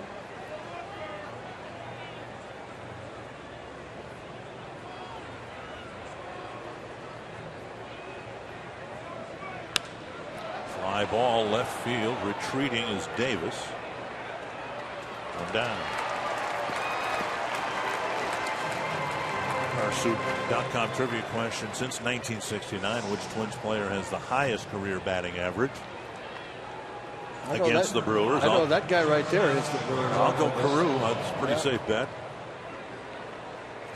Pedro Munoz, whose last name has 5 letters, like Bauer and Carew.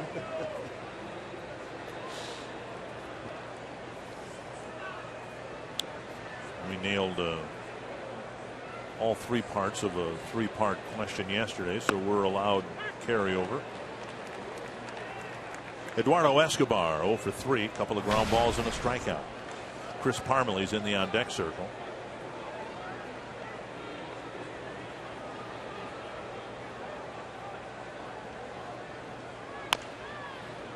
Two strikes. Escobar seeing the average drop, but still 308.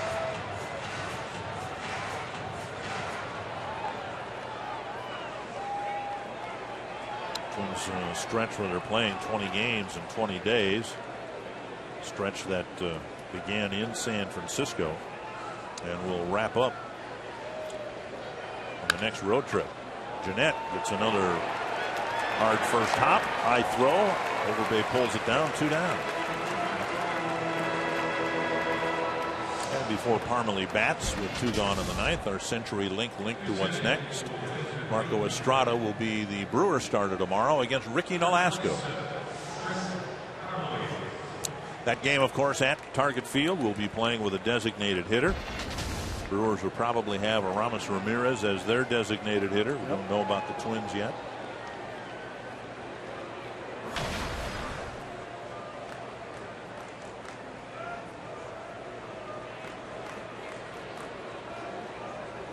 One of the disappointing things about this road trip, and it's really been going on for a while, swing and a miss, is that Jason Kubel and Chris Parmelee have both struggled. And they're both outfielder types, designated hitter types, pinch hitter types from the left side. And the Twins need one or both to start picking up some hits again. Yeah, I was just going to say that they need one or both of those guys. They need one more guy in the lineup. They need their DH. They need a DH role to be a big part of the offense here for them to be able to compete offensively. Let's say with the Brewers, One more guy. Willingham swinging the bat well. Joe's starting to swing it a little bit better. RC, I think, will get going. Dozier's swinging the bat well. They need one more guy. Looking to the DH. 1-2. Hey, Suzuki has been a rock all year long. He's played and swung the bat very well, but I still think Twins DH situation has been a little deficient. They'd really love to get, as you say, one or both of these guys going.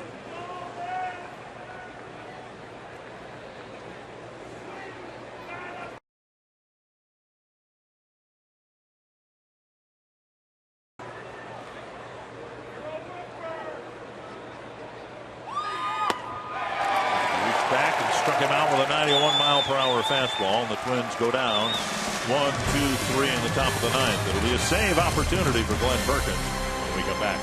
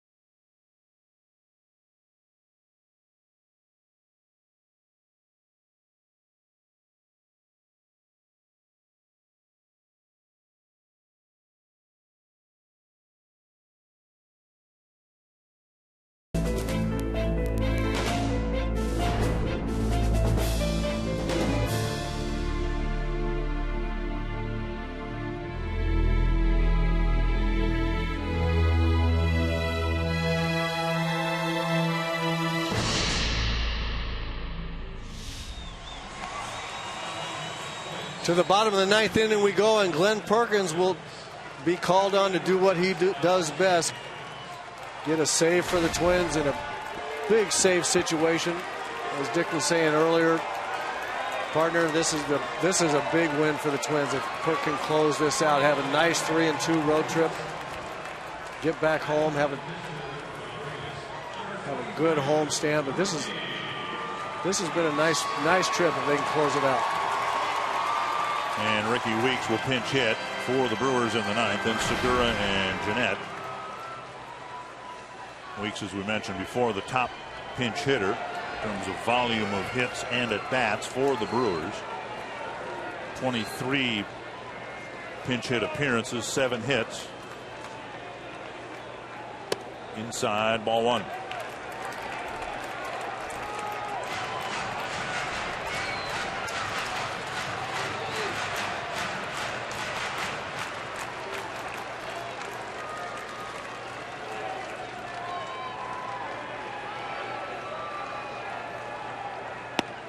Down and in, 2-0. Perkins hasn't had a whole lot of work. Didn't pitch at all in the San Francisco series. Pitched just once in the Ranger series. Picked up a win. And the one game the Twins won just once at Yankee Stadium and once here in Milwaukee. 3-0.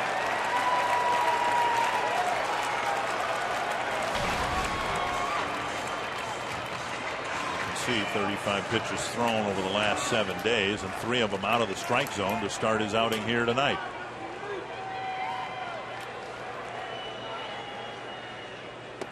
Well, he nearly hit him. The leadoff man has gotten on against all 4 Twins relievers tonight. 3 times with a walk. And of course, Gomez greeted Fiend with a double in the 8th. And now Gene Segura. Well, there was no way we were going to have a 1-2-3 ninth after this game. Was there any chance of that? 7th walk that the Twins have issued tonight. Missing low. 5 pitches, all out of the strike zone from Perkins.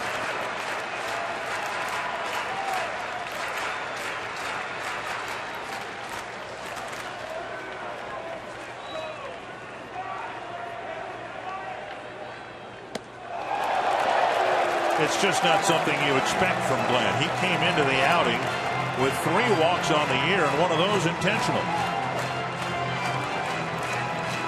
Well, we saw how infrequently he's pitched over the last week or 10 days. The outings that he got in, he threw enough pitches, but he hasn't pitched in 3 days. And this is one of the vulnerabilities of not having your closer in very many games in a stretch. Is you can lose your rhythm, lose your release point a little bit. Lucroy's come out onto the on-deck circle. He apparently is going to hit for Jeanette. 2-0 to Segura, likely taking a strike. And he just took one. And you get guys like Perkins who are control pitchers. Once they get back in the strike zone, sometimes just one pitch is enough to get them back staying in the strike zone. We'll see.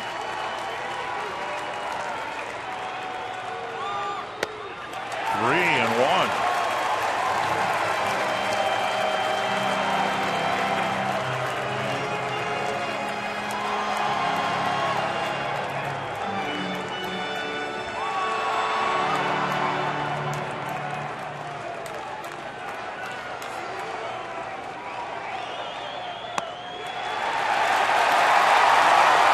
My goodness.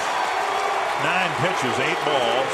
Glenn Perkins has issued as many unintentional walks already tonight than he has all season.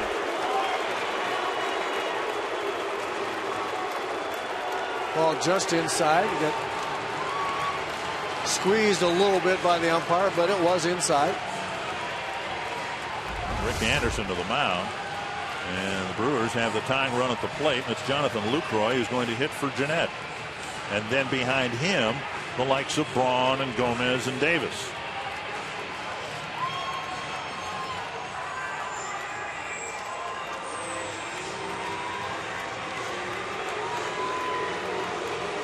Lucroy homered last night.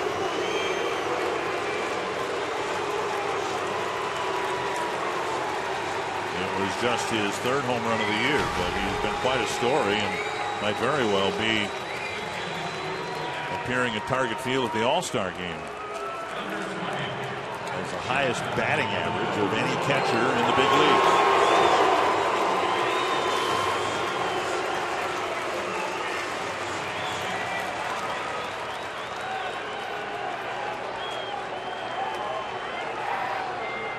One for one as a pinch hitter. Of course, he's in the lineup just about every night. Mostly as a catcher, sometimes as a first baseman. Belt high strike. And Lucroy reacts in disbelief.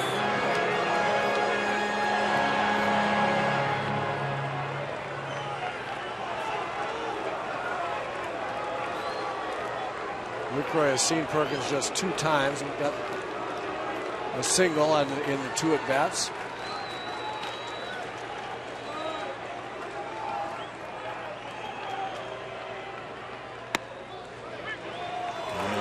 That's the first slider he's thrown, that's what I like to see. A lot of times, and you're right, a lot of times a guy will just throw one strike. That'll get him going. Another thing is to throw a different pitch. Something different than the fastball that you're having trouble controlling. And that oftentimes a pitcher will throw a breaking ball like that. He'll have a better feel for it. It keeps him back a little bit better. And that pitch will really get him going. Ground ball towards second. And Dozier had to work his way around the runner. Lucroy retired. Both runners move up. Second and third, one away. But an out. Very difficult to think about this, but if Brian runs in here and makes contact with that runner, the runner is out immediately.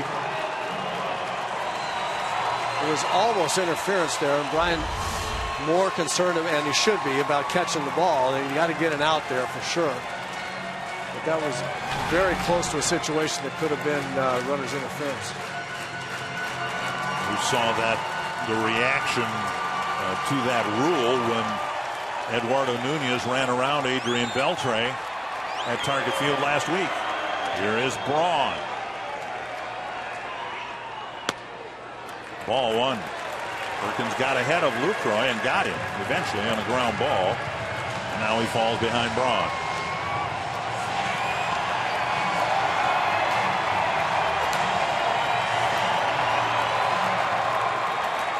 Perkins just gets the batters, the next two. He'll get the save. Fouled back, a pitch up, and Braun tried to tie it up.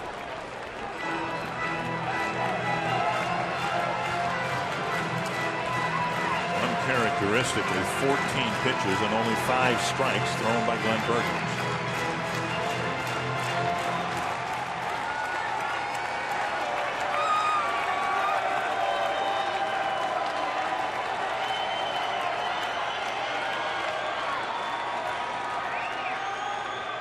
To right field. On the track, Arcia with the catch, out number 2. He got the batter. The run scores. And it's 6-4. Sacrifice fly credited for Braun. And Perkins will try to get Gomez to get another sacrifice fly.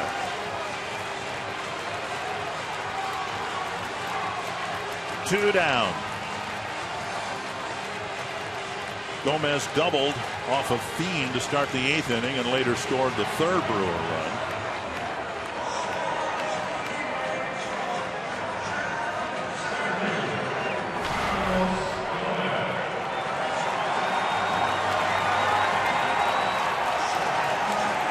Gomez has hit 2 balls hard. A liner to Willingham back in the 4th inning.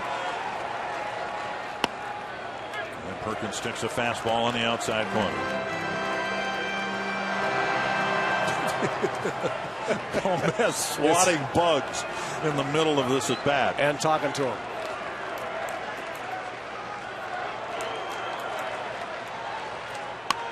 Hit hard, 2 strikes.